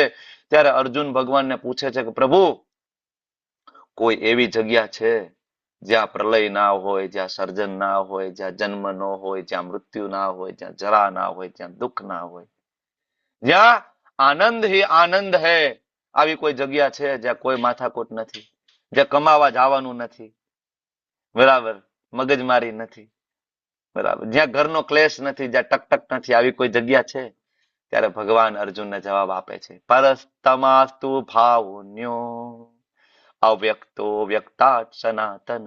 હે અર્જુન, એક એવી જગ્યા છે, પરસ્તમાસ્તુ તમાહુ, આનાથી ઉપર એક એવી જગ્યા છે, અન્ય એવી જગ્યા છે કે જ્યાં વ્યક્તો અવ્યક્ત, જ્યાં વ્યક્ત અને અવ્યક્ત એટલે કે સર્જન અને પ્રલય, જન્મ અને મૃત્યુ, આનાથી પરે એવી જગ્યા છે જે સનાતન છે, જે સનાતન છે, ટેમ્પરરી નથી. આગળ દુઃખાલયમ અને અશાશ્વતમ કીધું હતું. કોના માટે? આ જગત માટે. હવે અહીંયા ભગવાન પોતાના ધામ વિશે કહે છે કે જગતમાં સર્જન પ્રલય જન્મ મૃત્યુ નથી અને જગ્યા સનાતન છે. યહ સર્વેષુ ભૂતેષુ, આ જગતની અંદર બધા જ જીવો અને જગતનું બધું જ નશ્યસુ એટલે કે નષ્ટ પામે છે, પણ એ જગ્યા ન વિનશ્યતિ, ત્યાં વિનાશ નથી થતો. અહીંયા પ્રલય થાય, બ્રહ્માજીનું લોકમાં પણ પ્રલય આવે, ઇન્દ્રના લોકમાં પ્રલય આવે, આપણા બધા કુળદેવી જ્યાં રહે છે બધા લોકમાં પ્રલય આવે, અને અલ્ટિમેટલી બધા મૃત્યુને ખોળે જવું પડે. બ્રહ્માજીને પણ જવું પડે, ઇન્દ્રને પણ જવું પડે, ચંદ્ર વરુણ દેવતાઓને પણ જવું પડે, આપણા બધા કુળદેવોને પણ જવું પડે મૃત્યુના શરણે, યક્ષ ગંધર્વ બધાને જવું પડે. 84 લાખ યોનિમાં રહેલા બધા જ જીવોને મૃત્યુના શરણે જવું પડે, ઇન્ક્લુડિંગ બ્રહ્માજી. પણ એક એવી જગ્યા છે ન વિનશ્યતિ, ત્યાં આવું નથી. કઈ જગ્યા છે? કઈ જગ્યા છે? ગોલોકધામ. ગોલોકધામ. ગોલોકધામ. ગોલોકધામ, વૈકુંઠા, કે જ્યાં કોઈ પણ પ્રકારનું કુંઠ નથી, એને કહેવાય વૈકુંઠ. અક્ષર, આ 21મા શ્લોકની અંદર ભગવાન હવે ચોખવટ પાડે છે કે શેની વાત કરે છે. ત્યારે ભગવાન કહે છે અવ્યક્તો અક્ષર, અવ્યક્તો, કે આપણને અત્યારે અપ્રગટ છે, આપણને દેખાતું નથી, આપણને નથી દેખાતું, અવ્યક્ત. અને એ અક્ષર એટલે કે અવિનાશી છે, એનું ક્યારેય નાશ નથી થતો. બરાબર, એવી એક જગ્યા છે જેને પરમ ગતિ પરમાગતિ પણ કહેવામાં આવે છે. આ એક જગ્યા એવી છે અર્જુન, યમ પ્રાપ્ય ન નિવર્તન્તે તદ્ધામમ પરમમ મમ. આ જગ્યાએ ગયા પછી પાછું આવવું નથી પડતું. મનોજ પ્રભુ, જાવું છે આવી જગ્યાએ, પાછું નથી આવવું પડતું. એકવાર ગયા, ફિનિશ, ભગવાનની સાથે આપણું પણ ચતુર્ભુજ સ્વરૂપ. જાવું છે? કોશિશ તો એ જ છે, કોશિશ તો એ જ છે પ્રભુજી. બસ તો કોશિશ છે તો 100% પહોંચી જઈશું એક દિવસ, 100% પહોંચી જઈશું. ભગવાન હરે ખાલી, કૃષ્ણ. હરે કૃષ્ણ, ભગવાન ખાલી પ્રયત્ન જોવે છે, ઓનલી પ્રયત્ન. જો આપણે આપણા સાધનાના બળે ભગવત ધામ નહીં જઈ શકીએ, શું લાગે છે આપણી માળાના બળે ગોલકધામ જઈ શકશું? શું લાગે છે શશી માતાજી? શું લાગે આપણી માળાના બળે ભગવાનનું ધામ મળી જાય? કેવીક માળા થાય સવારમાં? જશોદરા માતાજી, શું લાગે માળાના બળે ભગવાનનું ધામ મળી જાય એવું લાગે છે? વંદના માતાજી, શું લાગે માળા કરીએ સવારમાં ભગવાનનું ધામ મળી જાય માળાના બળે? આપણી એવી ક્વોલિટી છે માળાની? એટલી સારી ક્વોલિટી નથી, છતાંય કરીએ છીએ. તો ભગવાન એક જ વસ્તુ જોવે છે, શું જોવે છે? પ્રયત્ન, કોશિશ. મનોજ પ્રભુ કહે છે ને કોશિશ, ભગવાન કોશિશ જોવે છે. તમે હું આપણી સાધનાના બળે નહીં જઈ શકીએ, આપણે માત્ર કૃપા થકી જઈ શકીશું. આપણે માત્ર શ્રી પ્રભુપાદજીની કૃપા થકી જઈ શકીશું. પ્રભુપાદે આપણને કીધું છે કે તમે ચિંતા નહીં કરો, 16 માળા કરો, 4 નિયમનું પાલન કરો. ગોલોકધામની અંદર લઈ જવાની જવાબદારી મારી છે, બેકડોરની ચાવી મારી પાસે છે. બેકડોર એન્ટ્રી અપાવવા માટે આપણને ગેરંટી આપવામાં આવી છે આપણા પરંપરાના મહાન આચાર્ય એસી ભક્તિવેદાંત સ્વામી શ્રી પ્રભુપાદ દ્વારા, જેને અત્યારે આખું જગત ગુરુ તરીકે સંબોધી રહ્યું છે. સામાન્ય આચાર્ય નથી, ખાલી ઇસ્કોનના આચાર્ય નથી, આખા જગતના આચાર્ય છે. ખાલી એને ઇસ્કોન માટે પ્રચાર કર્યો હોય, હિન્દુ માટે પ્રચાર કર્યો હોય નહીં, બધા માટે એને પ્રચાર કર્યો છે. હિન્દુ હોય, શીખ હોય, વોટ એવર, મુસ્લિમ હોય, ક્રિશ્ચન હોય, બરાબર, ઇવન બધા સંપ્રદાયો, શ્રી સંપ્રદાય હોય, રુદ્ર સંપ્રદાય હોય, નિંબાર્ક સંપ્રદાય, બધા માટે એને સેમ પ્રચાર કર્યો છે. તો એવા જગતગુરુ શ્રી પ્રભુપાદજી આપણને કહે છે કે હું તમને લઈ જવા માટે રેડી છું. બરાબર, પણ હવે ઈચ્છા આપણી તો હોવી જોઈએ ને જવાની. બરાબર, આપણને જવામાં ઈચ્છા હોય તો બરાબર, આપણને એમ લાગે કે નહીં અહીંયા બહુ મજા છે ભાઈ, Hollywood movie, Bollywood movie, shopping કરવા જઈએ, મોલમાં જઈએ, ફરવા જઈએ, નવા નવા કપડા, બરાબર, નહીં, ભગવાનના ધામની અંદર આપણે કલ્પના ના કરી શકીએ એ ઐશ્વર્ય છે. ચિંતામણી પ્રકર સદ્મ સુકલ્પ વૃક્ષ લક્ષાવૃતેષુ સુરભિરભિપાલયંતમ લક્ષ્મી સહસ્ત્ર શત સંભ્રમ સેવ્યમાનમ ગોવિંદમાદિ પુરુષમ તમહમ ભજામિ. કોણ કે છે આ? કોણ બોલે છે? બ્રહ્માજી. બ્રહ્માજી, આપણા બધાના આ જગતના પિતા, પ્રથમ જીવાત્મા, ભગવાનનું પ્રથમ બાળક આ જગતની અંદર. બરાબર, એ હિરણ્ય ગર્ભ, જેને આપણને વેદો આપ્યા, જેને આપણને ઉપનિષદો આપ્યા, જેને આપણને જ્ઞાન આપ્યું, બરાબર, જેને આપણને શરીર આપ્યું, જેને આપણને આ બધું આપ્યું, એ સ્વયં બરાબર બ્રહ્માજી એમ કે છે કે ભગવાનનું ધામ કેવું છે. ચિંતામણી નામના ન્યા પથ્થરો છે. આપણે ચાલીએ તો આપણા ઘરમાં ગ્લેસ છે, ટાઇલ્સ છે, ત્યાં ટાઇલ્સ નથી, ચિંતામણી નામના પથ્થરોથી બનેલું છે. ચિંતામણી એટલે તમે જે ચિંતન કરો એ પ્રાપ્ત થાય. કલ્પ વૃક્ષ, ત્યાં કલ્પ વૃક્ષો છે. કાજલ માતાજી, અહીંયા આપણે પીઝા ખાવો હોય તો આપણે બહાર જવું પડે.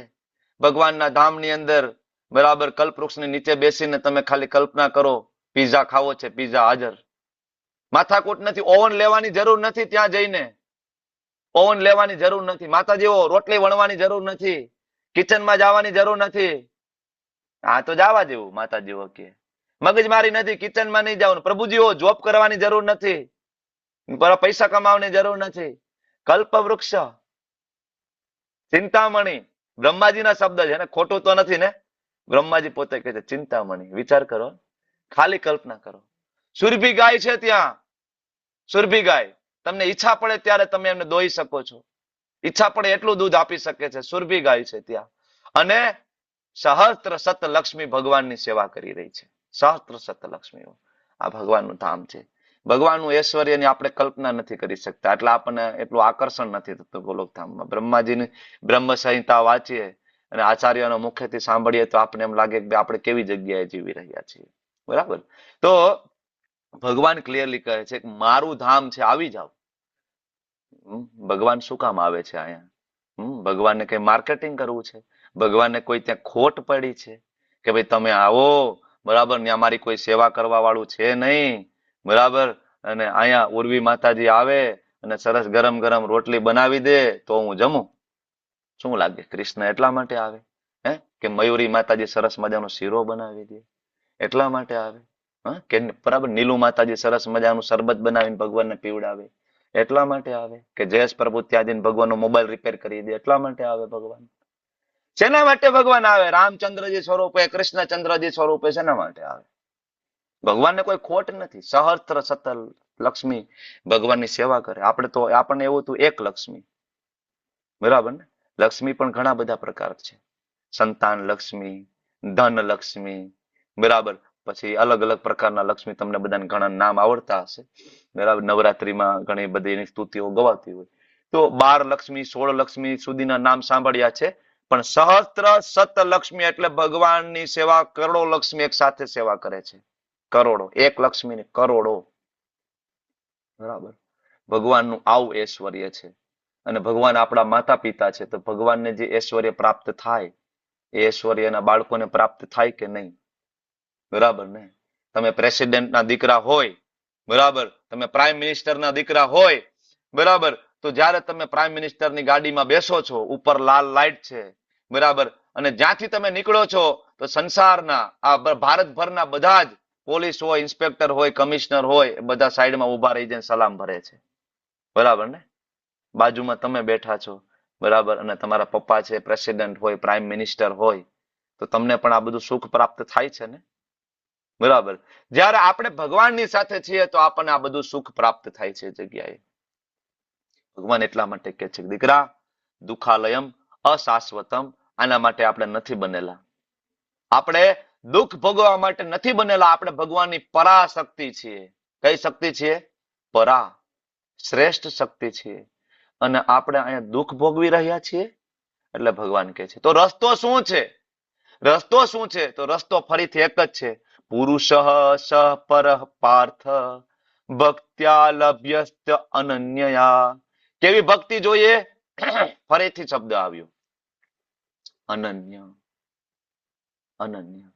જે લોકો ક્લાસ સાંભળે અને સાથે સાથે માળાઈ કરે તો મને એવું લાગે કે એની પાસે 2 માથા હોવા જોઈએ ને 2 મગજ હોવા જોઈએ. કારણ કે એ એક મગજથી માળા કરે ને એક મગજથી ક્લાસમાં ધ્યાનપૂર્વક સાંભળે.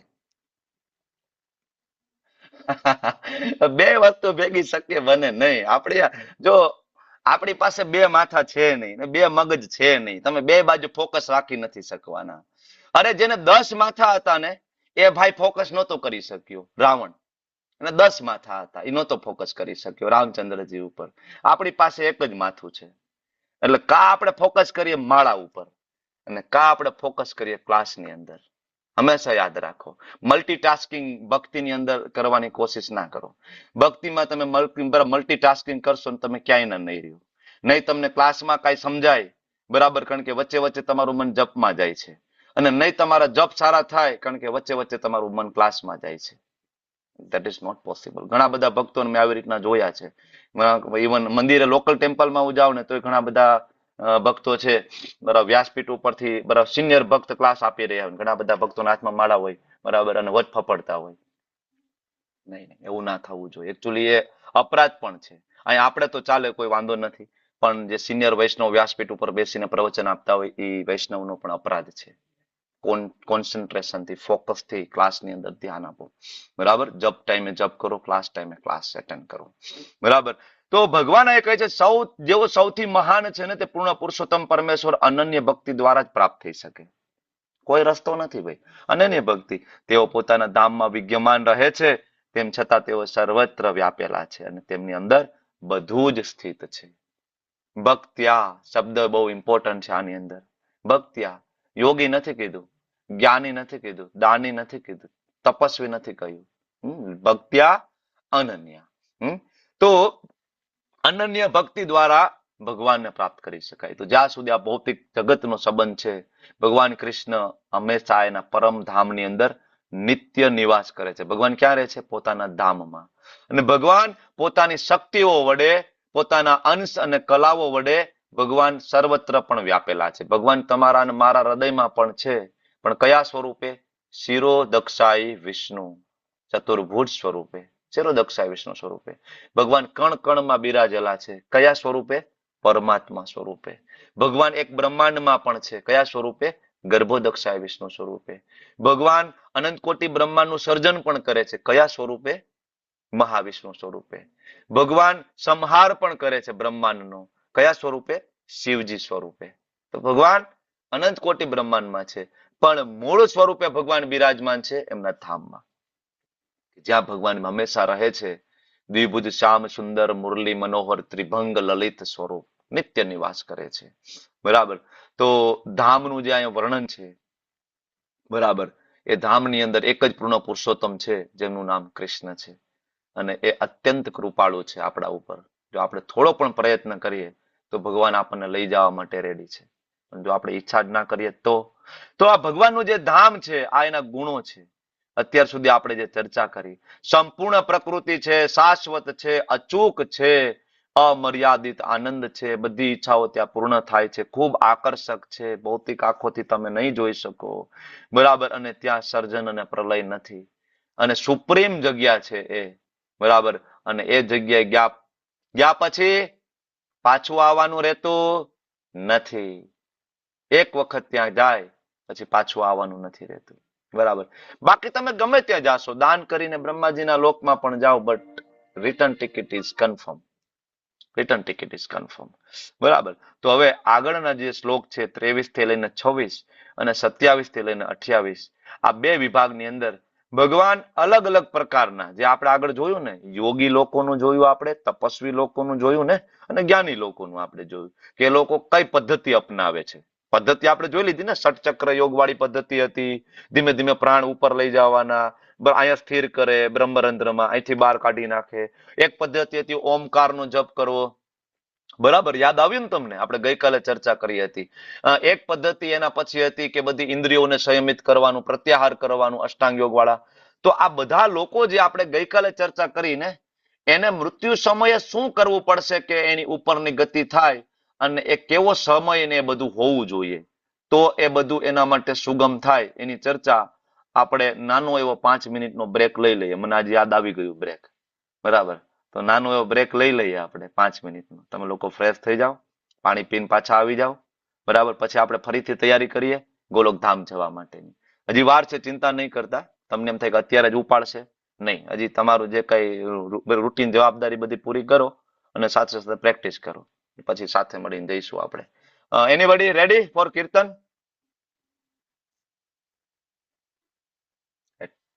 છે કોઈ ભાઈ કીર્તન માટે? ક્યાં ગયા વિશાલ પ્રભુ? માતાજીઓ કોહોસ્ટ હરે કૃષ્ણ એડમિન. પ્રભુ.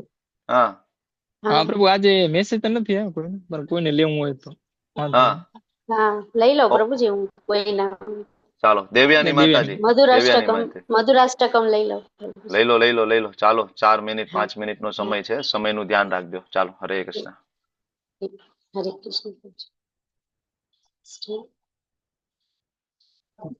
હરે કૃષ્ણ. અધરમ મધુરમ વદનમ મધુરમ નયનમ મધુરમ હસિતમ મધુરમ હૃદયમ મધુરમ ગમનમ મધુરમ મધુરાધિપતે રખિલમ મધુરમ વચનમ મધુરમ ચરિતમ મધુરમ વસનમ મધુરમ વલિતમ મધુરમ ચલિતમ મધુરમ પમિતમ મધુરમ મધુરાધિપતે રખિલમ મધુરમ વેણુર્મધુરો રેણુર્મધુરો પાણી મધુર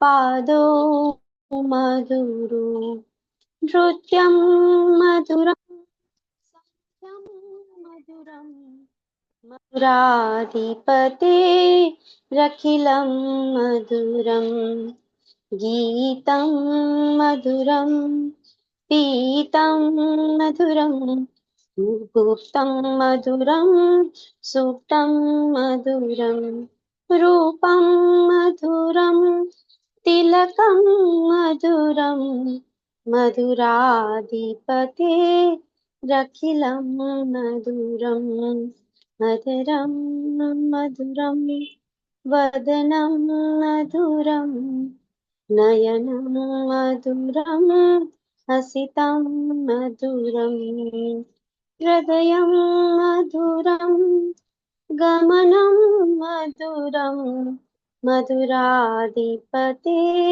રખિલમ મધુરમ વચનમ મધુરમ ચરિતમ મધુરમ વસનમ મધુરમ લલિતમ મધુરમ ચલિતમ મધુરમ ભ્રમિતમ મધુરમ મધુરાધિપદે રખિલમ મધુરમ મધુરમ મધુરમ વદનમ મધુરમ નયનમ મધુરમ હસિતમ મધુરમ હૃદયમ મધુરમ ગમનમ મધુરમ મધુરાધિપતે રખિલમ મધુરમ મધુરાધિપતે રખિલમ મધુરમ. હરે કૃષ્ણ.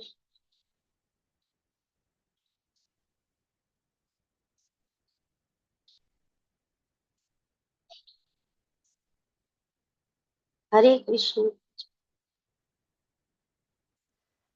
હરે કૃષ્ણ. થેન્ક યુ હરે માતાજી, ખૂબ કૃષ્ણ ખૂબ માતા. ધન્યવાદ હા, તમારી અવાજ આવે સેવામાં. છે ને? મેં કીધું અવાજ કટ હા, નથી યસ થઈ યસ ગયો. Yes Hare yes. Krishna. Thank you thank you. ચાલો તમે બધા ફ્રેશ થઈને આવી ગયા. ચાલો આગળ વધીશું ફરીથી. તો હવે આપણે એ ચર્ચા કરવાના છીએ કે એ લોકો જે યોગી હતા, જે લોકો તપસ્વી હતા, બરાબર, અને જે લોકો જ્ઞાની હતા, અલગ અલગ જે લોકો પદ્ધતિ અપનાવતા હતા, તો એને અહીંથી શરીર છોડતા સમયે કંઈ અલગથી પ્રયત્ન કરવો પડશે, કોઈ જગ્યા, લોકેશન, સમય, કાળનું ધ્યાન રાખવું પડશે. ભગવાને સમજાવે છે. શું કે છે? એ ભરત શ્રેષ્ઠ, જે કાળે જગતમાંથી વિદાય લેતા યોગીને પુનર્જન્મ પ્રાપ્ત થાય છે અને જે કાળે વિદાય લેતા પુનર્જન્મ પ્રાપ્ત નથી થતો, આવા વિભિન્ન કાળ વિશે હું તને કહીશ. અલગ અલગ સમય છે ને, ઉત્તરાયણ, દક્ષિણાયન, બરાબર, અલગ અલગ ચોઘડિયા, બરાબર, પછી અલગ અલગ પખવાડિયા, હમણાં ભગવાન આપણને કહેશે. પણ આ બધું જે અનન્ય ભક્તિ નથી કરતા ને, એના માટે છે. જે લોકો કર્મીજનો છે, જે લોકો જ્ઞાન યોગ, હઠયોગની પદ્ધતિની પ્રેક્ટિસ કરે છે, બરાબર, તો એને શરીરનું ધ્યાન રાખવું પડશે, સમયનું ધ્યાન રાખવું પડશે. અને એવા સમયે જેને શરીરનો ત્યાગ કરવો પડશે કે જે અહીંયા સમય ભગવાન પોતે કહેશે. બરાબર. જો પહેલાના સમયની અંદર એ વસ્તુ પ્રેક્ટિકલ હતી, સતયુગની અંદર આ વસ્તુ પ્રેક્ટિકલી પોસિબલ હતી, કારણ કે આયુષ્ય લાંબુ હતું અને એ લોકો ખૂબ તપશ્ચર્યા કરી, બરાબર, અને એ યોગ સિદ્ધિ પ્રાપ્ત કરી લેતા હતા. જેવી રીતના પૃથુ મહારાજે પણ આ પ્રકારની તપશ્ચર્યા કરી હતી. ધ્રુવ મહારાજે, તમને ખ્યાલ છે, આ પ્રકારની તપશ્ચર્યા કરી હતી. પણ ત્યારે એ વાતાવરણ અનુકૂળ હતું, એ મુજબનું એજ્યુકેશન હતું, બરાબર, એ મુજબની તપશ્ચર્યા, એ મુજબનું બ્રહ્મચર્ય વ્રતનું પાલન, આ બધું પ્રેક્ટિકલી પોસિબલ હતું. પણ કળિયુગમાં ધેટ ઇઝ ઇમ્પોસિબલ. કળિયુગમાં એ ત્રણેય પદ્ધતિથી ભગવાનને પ્રાપ્ત કરવા ઇટ્સ નિયર અબાઉટ ઇમ્પોસિબલ, શક્ય નથી. બરાબર. તો હવે ભગવાન જે આપણને, જે યોગીઓ માટે જે શરીર છોડવા માટેની વાત કરે છે, તો ભગવાન કહે છે કે જે મનુષ્યો પરમ બ્રહ્મના જ્ઞાતા છે તેઓ અગ્નિદેવના પ્રભાવ દરમિયાન, મતલબ દિવસમાં શરીર છૂટે, પ્રકાશમાં શરીર છૂટે, જ્યારે સૂર્યનારાયણ ભગવાન પ્રગટ હોય ત્યારે શરીર છૂટે. આ દિવસના શુભ સમયે, એટલે ઘણા બધા ચોઘડિયાઓ હોય છે, એમાંથી અમુક શુભ હોય, અમુક અશુભ હોય, એમાં શરીર છોડે. શુક્લ પક્ષ, બરાબર, એટલે આપણી કાઠિયાવાડી ભાષામાં કઈ તો અંજવાળિયું, બરાબર ને, અંજવાળિયું ને અંધારિયું, 15 દિવસના બે પક્ષ. તો અહીંયા અંજવાળિયાની વાત થઈ રહી છે. શુક્લ પક્ષ એટલે અંજવાળિયાના 15 દિવસો. અથવા તો સૂર્ય જ્યારે ઉત્તરાયણમાં હોય, બરાબર, તો તમને ખબર છે કે 6 મહિના સૂર્ય ઉત્તરાયણમાં અને 6 મહિના સૂર્ય દક્ષિણાયનમાં પ્રવેશ કરે છે. તો આ જે સમય જે છે, આ દરમિયાન એ જગતમાંથી દેહ ત્યાગ કરે તો એ બ્રહ્મ જ્યોતિને પ્રાપ્ત કરે, પરબ્રહ્મમાં ઉપરની સાઈડમાં એની ગતિ થાય. હવે જ્યારે અહીંયા અગ્નિ, પ્રકાશ, શુભ ચોઘડિયા, શુભ સમય, શુક્લ પક્ષ, આ બધી વાત આવી ને, તો એકચ્યુઅલી આ બધી જ વસ્તુઓના એક એક અધિષ્ઠાતા દેવતા છે. આપણે જે સવારમાં તમને યાદ આવ્યું હશે કે આપણે સૃષ્ટિનું સર્જન ભણી રહ્યા છે ઘણા સમયથી, બરાબર. વિદુરજી મૈત્રેય મુનિને પૂછે છે ને મૈત્રેય મુનિ સૃષ્ટિ સર્જન વિશે વાત કરે છે. હવે તમને યાદ આવ્યું કે સૃષ્ટિ સર્જનમાં અધિષ્ઠાતા દેવતાઓ બધા શરૂઆતમાં પ્રગટ થયા, એ બધા આ દેવતાઓ છે. તો આ સમયે જયારે આપણું શરીર છૂટે ને, તો આ બધા દેવતાઓ હેલ્પ કરે આપણને. જેમ કે દિવસના જો શરીર છૂટ્યું, બરાબર, તો અગ્નિના દેવતા, પ્રકાશના દેવતા, એ આપણની આગળની ગતિ માટે આપણે ટ્રાન્સપોર્ટેશનની વ્યવસ્થા કરે. સાદી ભાષામાં કહું તો આત્માનું જે ટ્રાન્સપોર્ટેશન જે થાય ને, એ ટ્રાન્સપોર્ટેશનની વ્યવસ્થા અલગ અલગ દેવતાઓ આપણને કરી આપે છે.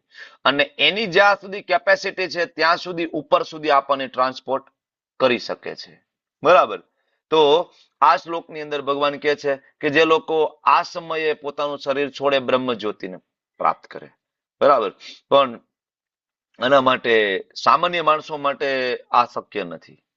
સામાન્ય માણસો આ વસ્તુ, આ પ્રેક્ટિકલી આ વસ્તુ કરી પણ નથી શકતા. આપણે કરી શકીએ, આપણું શરીર ક્યારે છૂટવાનું છે આપણે એ ટાઈમ, સમય ડિસાઈડ કરી શકીએ. આપણે ભીષ્મદેવ નથી, આપણે ના કરી શકીએ. એના માટે હજારો વર્ષોની તપશ્ચર્યા, બરાબર, અથવા તો અત્યારે હિમાલયમાં જઈને જે લોકો અમુક સાધુ સંતો તપશ્ચર્યા કરે છે, બરાબર, બહુ વિરલા હોય છે, રેર. જન સામાન્ય માટે તો પ્રેક્ટિકલી પોસિબલ નથી. વિરલાઓ કોઈ કરી શકે એ વસ્તુ જુદી છે, પણ આપણા જેવા સામાન્ય લોકો માટે તો નથી શક્ય. તો પેલું હતું કે જે ઉપર જાય, બરાબર. હવે બીજા એવા સમય કે ધુમાડો, બરાબર, એટલે રાત્રિનો સમય, ધુમાડાનો સમય, કૃષ્ણ પક્ષ એટલે અંધારિયું, અંધારિયાના 15 દિવસ, બરાબર. અને સૂર્ય જ્યારે ઉત્તરાયણમાં ના હોય, દક્ષિણાયનમાં હોય, આ સમય, બરાબર. તો આ 6 માસની અંદર યોગી મૃત્યુ પામે તો એ ચંદ્રલોકમાં જાય. પણ ચંદ્રલોક છે ટેમ્પરરી છે, ત્યાંથી પાછું આવવું પડે. બ્રહ્મ જ્યોતિમાં જાય તો ત્યાં એક ગુણ છે સત, બરાબર. બ્રહ્મ જ્યોતિની અંદર એક ગુણ છે સત, સમયની શાશ્વતતા છે. તો ત્યાં જાય તો ઈચ્છે તો ત્યાં રહી શકે છે પરમેનન્ટલી, બ્રહ્મ જ્યોતિની અંદર. પણ ચંદ્રલોકમાં કોઈ જાય છે તો એને પુનઃ પાછું આવવું પડે છે. તો ધુમાડો છે, રાત્રિ છે, આ બધાના પણ અધિષ્ઠાતા દેવતાઓ છે. શ્રીમદ ભાગવતમ સ્કંદ 3 આપણે અત્યારે વાંચી રહ્યા છીએ. એમાં આપણે આગળ જ્યારે ભગવાન કપિલ દેવના ઉપદેશો આપણે વાંચીશું ત્યારે ત્યાં ચર્ચા આવે છે. ભગવાન કપિલ દેવ કહે છે કે કોઈ વ્યક્તિ પૃથ્વી ઉપર સકામ કર્મયોગ અને કર્મકાંડને ફોલો કરે, યજ્ઞ કરે, એની અંદર નિપુણતા પ્રાપ્ત કરે, તો એ વ્યક્તિ મૃત્યુલોક પછી ચંદ્રલોકને પ્રાપ્ત કરે છે. અને ચંદ્રલોકમાં એ 1000 વર્ષ દેવતાઓનો ગણના અનુસારના જે વર્ષ છે, એ આપણા 1000 વર્ષ નહીં. કોના 1000 વર્ષ? દેવતાઓના. એટલું આયુષ્ય ત્યાં ભોગવે છે, ત્યાં સોમરસનું પાન કરે છે અને જીવનનો આનંદ પ્રાપ્ત કરે છે. પણ આ બધું કર્યા પછી શું? ક્ષીણે પુણ્યે મૃત્યુલોકમ વિશંતિ. પાછું રિટર્ન ટિકિટ કન્ફર્મ, બરાબર ને? તો આ બે ભગવાને જો સમય કહ્યા છે. એટલે તમે સાંભળ્યું હશે ઘણા બધાનું મૃત્યુ થાય ને તો વડીલો વાત કરતા હોય કે ભાઈ આમનું તો સવારમાં મૃત્યુ થયું ને, બરાબર, મંગળ બેલામાં મૃત્યુ થયું તો બહુ સારું કહેવાય, બરાબર. ઘણા બધા કહેતા હશે કે ભાઈ એકાદશીના દિવસેનું મૃત્યુ થયું ને તો બહુ સારું કહેવાય, સારો દિવસ હતો મૃત્યુ થયું એનું, બરાબર. અથવા ગોધૂલી સમય જે સાંજનો, બરાબર, સાંજનો સંધ્યા સમયનો સમય હતો અને એનું મૃત્યુ થયું ને તો બહુ સારું કહેવાય. આ તમે જે સાંભળ્યું છે ને અત્યાર સુધીમાં એ જ અહીંયા ભગવાન ચર્ચા કરે છે. પણ આ એકચ્યુઅલી યોગી માટે છે, સામાન્ય માણસ માટે નથી. જેને આખી જિંદગીમાં કોઈ દી કોઈ ભક્તિ નથી કરી, નકરા પાપ કર્મો કર્યા છે, તો એ વ્યક્તિ દિવસે મરે કે રાત્રે મરે કર્મ મુજબ જ ગતિ પ્રાપ્ત થવાની છે એને. તો આ જે બે શ્લોક આવ્યા ને એ યોગી માટેના શ્લોક હતા કે એનું સવારમાં બ્રહ્મ મુહૂર્તમાં એનું મૃત્યુ થાય, યોગ્ય ચોઘડિયું, યોગ્ય સમય હોય, ઉત્તરાયણ હોય, પ્રકાશનો સમય હોય તો એ ઉપરની સાઈડમાં ગતિ કરે, એ ગતિ કરે. સામાન્ય માણસો નહીં. આપણે તો સામાન્ય માણસોના મૃત્યુમાં આપણે આના ઉદાહરણ લેતા હોઈએ છીએ, ભાઈ એનું તો બહુ મૃત્યુ સારું થયું, ભાઈ સવારમાં બરાબર ભગવાનની આરતી થતી હોય, ઝાલરો વાગતી હોય ત્યારે મૃત્યુ થયું. ઝાલરો વાગતી હોય પણ એ ભાઈ આખી જિંદગીમાં કોઈ દી એટેન્ડ કરી મંગળા આરતી નથી કરી. તો પછી એનું મૃત્યુ ગમે એ સમયે થાય, દિવસે થાય, રાત્રે થાય, બરાબર, શુભ ચોઘડિયામાં પણ થાય ને ઇવન જન્માષ્ટમીના દિવસે પણ થાય તો પણ કર્મ મુજબ જ શરીર પ્રાપ્ત થાય. ડિસ્કાઉન્ટ જરૂર મળે. આપણે આની પેલા ઘણી વખત વાત થઈ છે, ડિસ્કાઉન્ટ જરૂર મળે, બરાબર. જગ્યા, સમય, આ બધા દેવતાઓ એને હેલ્પ કરી દે, બરાબર. પણ એવો એનો મતલબ એવો નહીં કે આખી જિંદગી કોઈ પાપ કર્મ કરે અને છેલ્લે વૃંદાવન જતો રહે વ્યક્તિ અને પછી શરીર છૂટે વૃંદાવનમાં, ઇટ્સ ઓકે, બરાબર છે. પણ ભગવત ધામ પ્રાપ્ત ના થઈ જાય, ફરીથી એને આવવું તો પડે જ, બરાબર. તો ભગવાન અહીંયા બે પ્રકારના સમયની વાત કરી અને ભગવાન હવે આગળ કહે છે કે અર્જુન, વૈદિક મત અનુસાર આ જગતમાંથી પ્રયાણ કરવાના આ બે માર્ગ છે. આજે આગળ કહ્યા ને, એક માર્ગ તો કયો? પ્રકાશ વાળો, શુક્લ પક્ષ વાળો, અને એક માર્ગ કયો છે? અંધકારનો. તો આ જીવોના બધાના, આપણા બધાના મૃત્યુ આ બે માર્ગ જ થવાના ને. કાં તો આપણે બરાબર અંજવાડિયામાં જઈશું, કાં આપણે અંધારિયામાં જઈશું. આના સિવાય ત્રીજો ઓપ્શન તો આપણી પાસે છે જ નહીં ને. એટલે ભગવાન કહે છે બે માર્ગ છે, કાં તો કોઈ અંધારિયામાં મૃત્યુ પામશે, કોઈ અંજવાડિયામાં મૃત્યુ પામશે. પણ જ્યારે મનુષ્ય પ્રકાશમાં પ્રયાણ કરે ને ત્યારે પાછો નથી આવતો, બ્રહ્મ જ્યોતિમાં જાય. પણ આ કોના માટે છે? ફરીથી યાદ દેવડાવી દઉં, યોગીઓ માટે છે, જેને યોગ સાધના કરી છે, જેને ષટચક્ર યોગમાં એક્સપર્ટીઝ પ્રાપ્ત કરી છે, બરાબર, જેને ઓમકારનું ઉચ્ચારણ કરીને તપ કર્યું છે, સાધના કરી છે, જેને ઇન્દ્રિય ઉપર કંટ્રોલ કર્યો છે, ઇન્દ્રિય નિગ્રહ કર્યો છે, એના માટે ભગવાન કહે છે કે પાછો નહીં આવે. અને અંધકારમાં પ્રયાસ કરશે તો ઇવન એ યોગી હોય તો એ પાછો આવશે. જો યોગી બિચારા ધ્યાન કેટલું રાખવું પડે. આખી જિંદગી યોગ સાધના કરી, તપશ્ચર્યા કરી, હિમાલયમાં બેઠા, ઓમનું ઉચ્ચારણ કર્યું, પણ છેલ્લે એવું થયું ને કે મૃત્યુ થઈ ગયું અંધકારના સમયમાં, તો વેસ્ટ થઈ ગયું, બધું વેસ્ટ થઈ ગયું ને.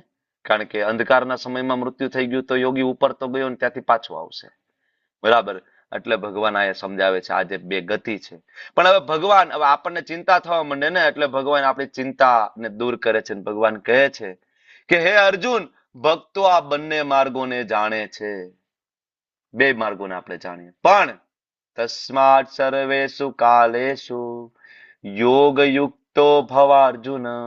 પણ જે સર્વેષુ કાલેષુ, સર્વ કાળે યોગ યુક્તો છે, જે મારી સાથે જોડાયેલો છે, બરાબર, ભક્તિમાં જે સ્થિર રહે છે, એ આ વસ્તુથી મોહગ્રસ્ત થતો નથી. મતલબ આગળ જે કઈ કેલ્ક્યુલેશન આવ્યું, જે કઈ સરવાળા બાદબાકી અત્યાર સુધી આપણે ભણ્યા, ઉત્તરાયણ, દક્ષિણાયન, ધુમાળો, રાત્રિ, પ્રકાશ, અંધકાર, અંધાર્યું, અંજવાળિયું, આ બધું જ યોગીઓ માટે છે. જેને પોતાનો સ્વાર્થ છે, મુક્તિ જોઈએ છે, સિદ્ધિ જોઈએ છે, તો એને આ બધા કેલ્ક્યુલેશન કરવા પડશે. પણ જે ભક્તિમાં જે વ્યક્તિ સ્થિર છે, તો ફરીથી શ્લોક યાદ કરો, ભક્તિ એટલે ભગવાનનું સતત ચિંતન. યોગી નામ અપી સર્વેશામ મદ્ગતેન અંતરાત્મના શ્રદ્ધાવાન ભજતે યો મામ સમે યુક્ત તમમત. હવે આની અંદર જે લાગેલો છે, ભગવાન કે અર્જુન, યુ ડોન્ટ વરી, મારા ભક્તોએ તું ચિંતા ના કરીશ, ચિંતા કરવાની જરૂર નથી. કોઈ પણ સમયે શરીર છૂટશે, કોઈ પણ રીતે એનું શરીર છૂટશે, તો ભગવાને આગલા શ્લોકમાં આપણને કીધું 14માં, ફરીથી યાદ કરો 14મો શ્લોક, અનન્ય ચેતા સતતમ યો મામ સ્મરતિ નિત્યસઃ તસ્યા અહમ સુલભ પાર્થ નિત્ય યુક્તસ્ય યોગિનઃ. Arjun, you don't worry. તસ્યા અહમ સુલભ પાર્થ. અરે અર્જુન, એના માટે હું સુલભ છું. હું એને પ્રાપ્ત થઈ જાઉં છું. એનો કોઈ પણ એને ચિંતા કરવાની જરૂર નથી કે અંધાર્યું છે, અંજવાળ્યું છે, ઉત્તરાયણ છે, દક્ષિણાયન છે, કાળ ચોઘડિયું ચાલે છે, શુભ ચોઘડિયું ચાલે છે. ભક્તોને કોઈ ચિંતાનો વિષય નથી. બરાબર? કારણ કે ભક્ત ભગવાન ઉપર 100% ડિપેન્ડેબલ છે. મારા ભગવાનની જે ઈચ્છા હશે એ. કારણ કે ભગવાનનો ભક્ત મુક્તિની પણ કામના કરતો નથી.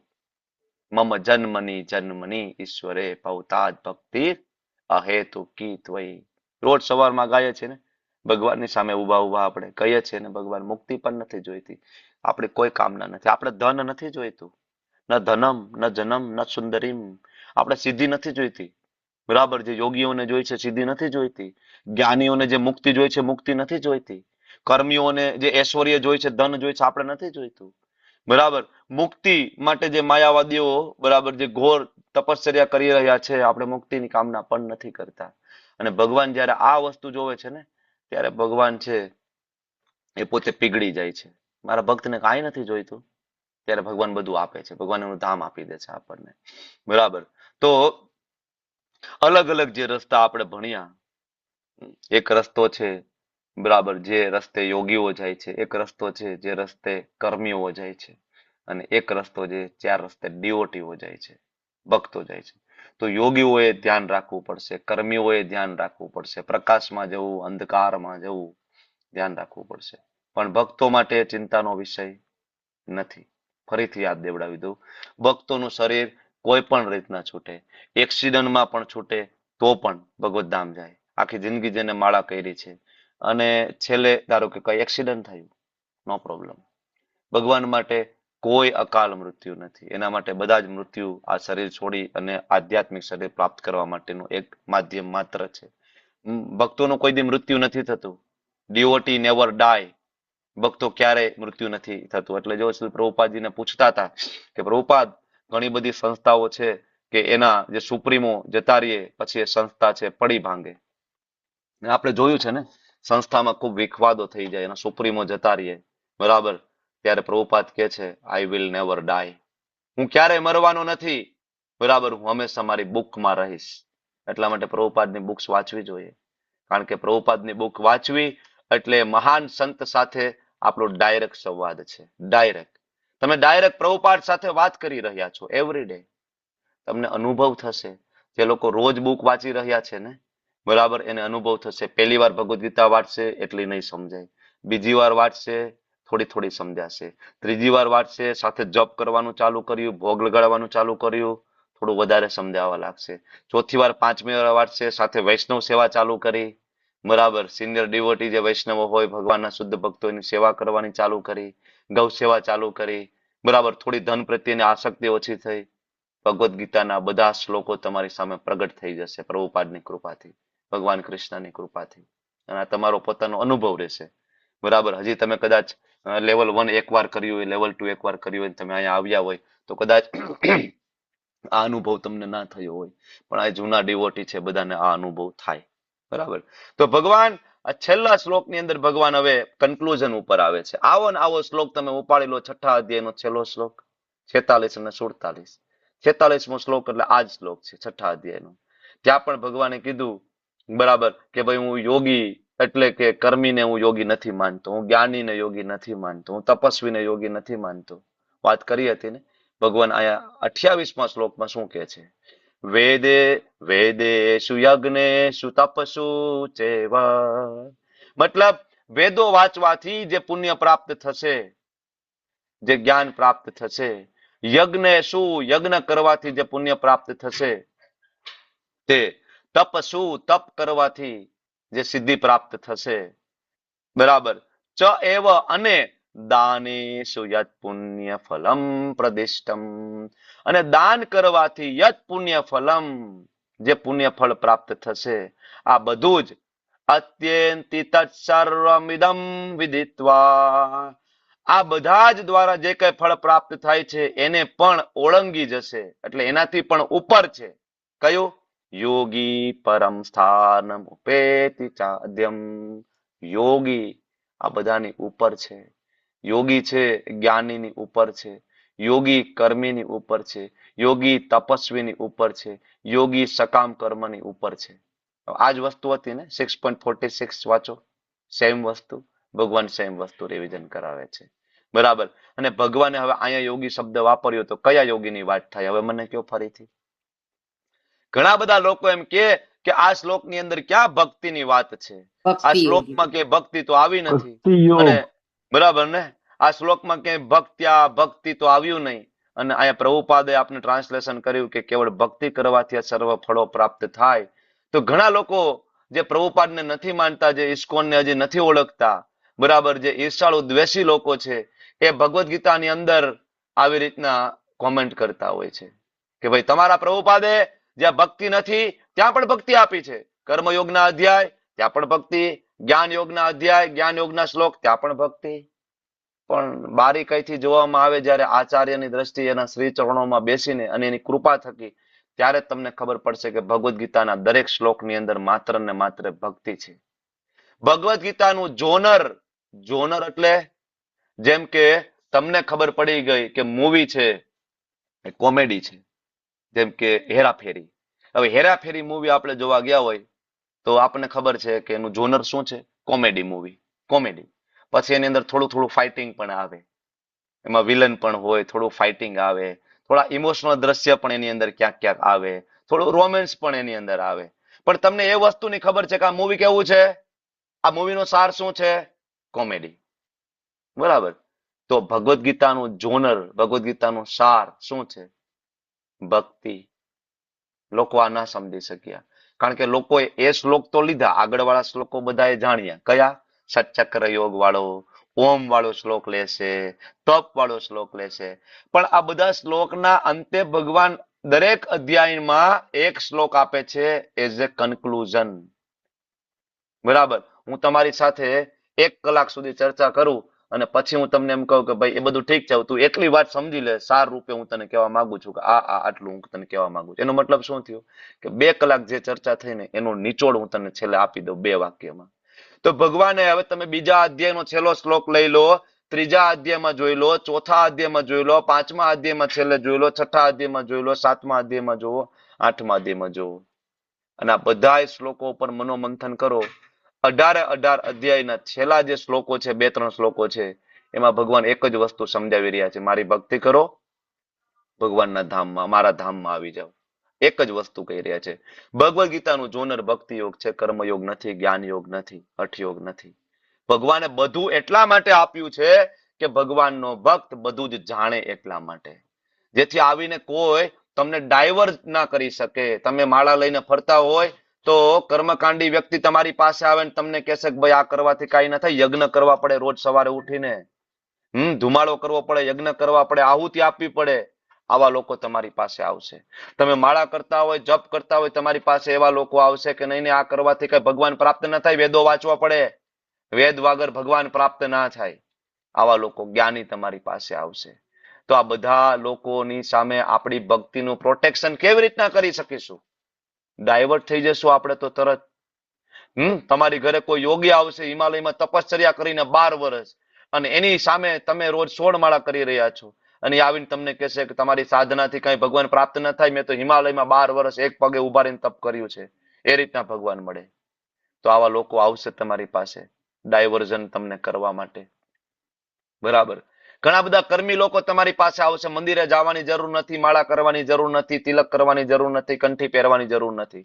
સારું કામ કરો, કોઈનું દિલ ના દુભાવો, કાળા બજારી ના કરો, અને બસ માતા પિતાની સેવા કરો, પત્નીની સેવા કરો, કામ કરો, મજા કરો, અને બસ બીજું કાંઈ કરવાની જરૂર નથી. એક જીવન મળ્યું છે, આનંદથી જીવો.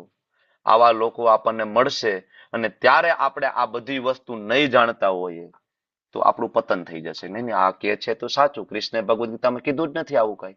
આ ભાઈ તો મને નવું કીધું, આ ભાઈ મને અષ્ટાંગ યોગ કીધો, બરાબર, આ ભાઈ તો મને જ્ઞાન યોગ કીધો. આવું તો કૃષ્ણે કઈ વાત જ નથી કરી. એટલા માટે કૃષ્ણ બધું જ આપે છે. સંસારની અંદર રહેલું બધું જ તત્વ જ્ઞાન ભગવદ્ ગીતાના 700 શ્લોકમાં એટલા માટે કૃષ્ણ આપને પીરસે છે. અને એટલા માટે કૃષ્ણ 12મા અધ્યાયમાં કહે છે, મારો ભક્ત દક્ષ છે, નિપુણ છે, મારો ભક્ત જ્ઞાન માર્ગ જાણે છે, મારો ભક્ત કર્મ માર્ગ જાણે છે, મારો ભક્ત યોગ માર્ગ જાણે છે, બધા જ રસ્તા જાણે છે. પણ એનો નિચોડ પણ એને ખબર છે કે વેદેશુ યજ્ઞેશુ તપસ્સુ ચેવ દાનેશુ યત પુણ્ય ફલમ પ્રદિષ્ટમ અત્યંતિ તત્સર્વમ ઇદમ વિદિત્વા યોગી પરમ સ્થાનમ ઉપેતિ ચાદ્યમ. યોગી પરમ સ્થાન ઉપર બેઠો છે, આ બધાની ઉપર બેઠો છે. અને આ બધું કરવાથી જે પ્રાપ્ત થાય ને, માત્ર ભક્તિ કરવાથી પ્રાપ્ત થાય. ભક્તિ is like a combo pack. એની અંદર બધું છે. એની અંદર જ્ઞાન પ્રાપ્ત થઈ જશે, દાન કરવાથી પુણ્ય પ્રાપ્ત થાય તો એ થઈ જશે, બધું જ પ્રાપ્ત થઈ જશે. એટલે પ્રભુપાદ આપણને બહુ ક્લિયરલી કહે છે, બરાબર, એ બધું કરશો પણ અંતકાલે ભગવાન યાદ આવવા જોઈએ. ઇમ્પોર્ટન્ટ વસ્તુ એ છે ને, એ અંતકાલે ભગવાન ક્યારે યાદ આવશે કે ભક્તિ કરશો, બરાબર. 16 માળા અને 4 નિયમ, ખાલી આટલું જ કરવાનું છે. સાર એટલું જ છે, 16 માળા અને 4 નિયમ જો આપણે ખૂબ એટેન્ટિવલી ચેન્ટિંગ કરીએ, બરાબર, આચાર્યોને, ગુરુ મહારાજને ખૂબ હૃદયપૂર્વક આપણે પ્રાર્થના કરીએ, તો કોઈ શંકા નથી કે આપણે આ જ શરીર છૂટ્યા પછી ભગવત ધામ જતા રહીએ. શ્રીલ પ્રભુપાદજી હંમેશા એક ઉદાહરણ આપે છે એમના લેક્ચરની અંદર કે એક વાંદરાનું બચ્ચું હોય, બરાબર, અને એક બિલાડીનું બચ્ચું હોય. વાંદરાનું બચ્ચું હોય, તમે જોયું છે ક્યારે વૃંદાવનમાં જાવ, ઘણા બધા વાંદરા હોય, વાંદરાનું બચ્ચું હોય અને વાંદરી છે એ કુદાકુદ કરતી હોય, તો એના બચ્ચાને એના શરીરે ચોટવું પડે. વાંદરી એને પકડે નહીં, એના બચ્ચાને એના પેટ ઉપર ચોટી જવું પડે, પછી વાંદરી કૂદે. અને જો બચ્ચાનો હાથ છૂટી જાય તો બચ્ચું નીચે પડે, બરાબર. તો આ છે યોગી.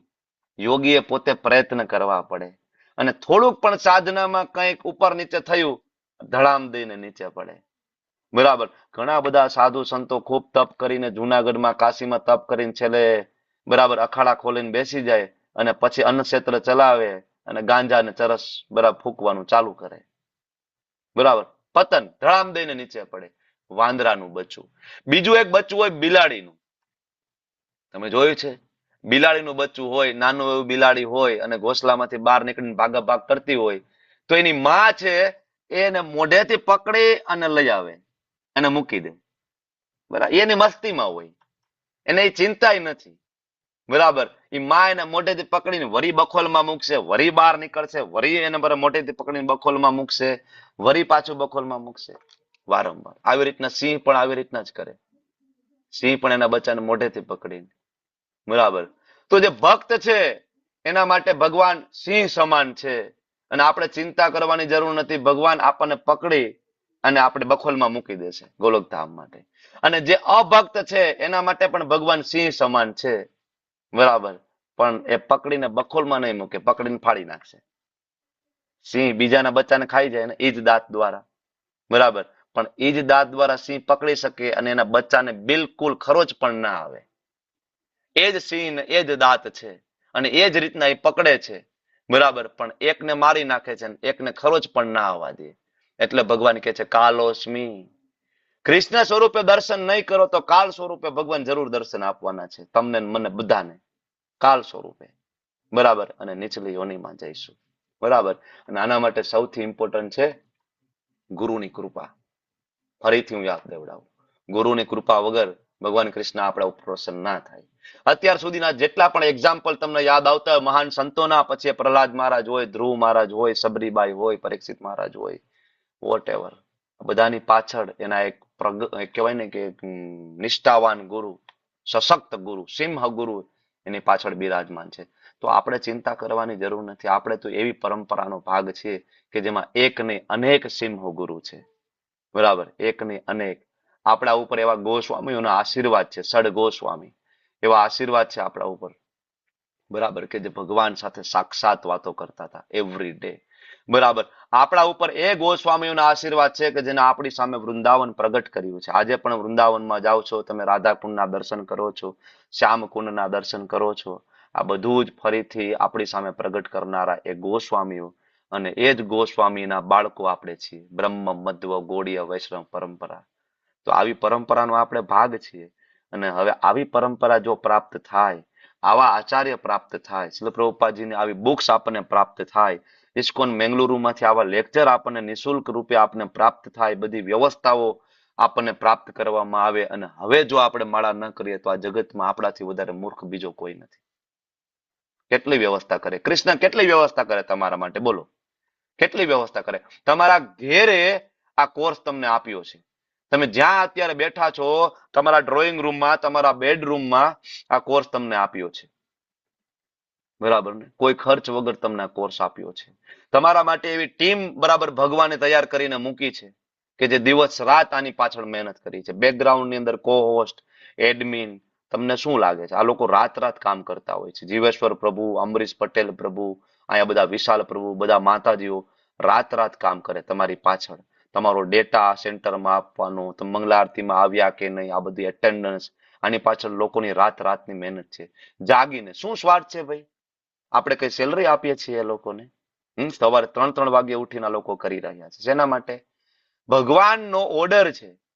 તમારા બધામાં હૃદયમાં રહેલી એક ઈચ્છા પૂરી કરવા માટે આખી એક વ્યવસ્થા ઊભી કરી છે. હવે આટલી મોટી વ્યવસ્થા ઊભી કરી છે, જો આપણે ભક્તિ ના કરી શકીએ તો હવે આમાં તો આપણે ભગવાનને દોષ ના દઈ શકીએ ને, કે ભગવાન શું કામ આપણને નીચલી યોનિમાં નાખે છે, કે શું કામ મને નરક પ્રાપ્ત થયું, શું કામ હું કૂતરા ભૂંડડાની યોનિમાં ગયો.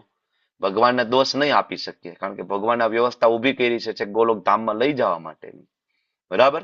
તો અધ્યાયનો સાર એક જ છે, બરાબર, કે મૃત્યુ શાશ્વત છે અને મૃત્યુ ઉપરનો વિજય બરાબર ત્યારે આપણે પ્રાપ્ત કરીશું કે ફરીથી ક્યારે મૃત્યુ ના થાય.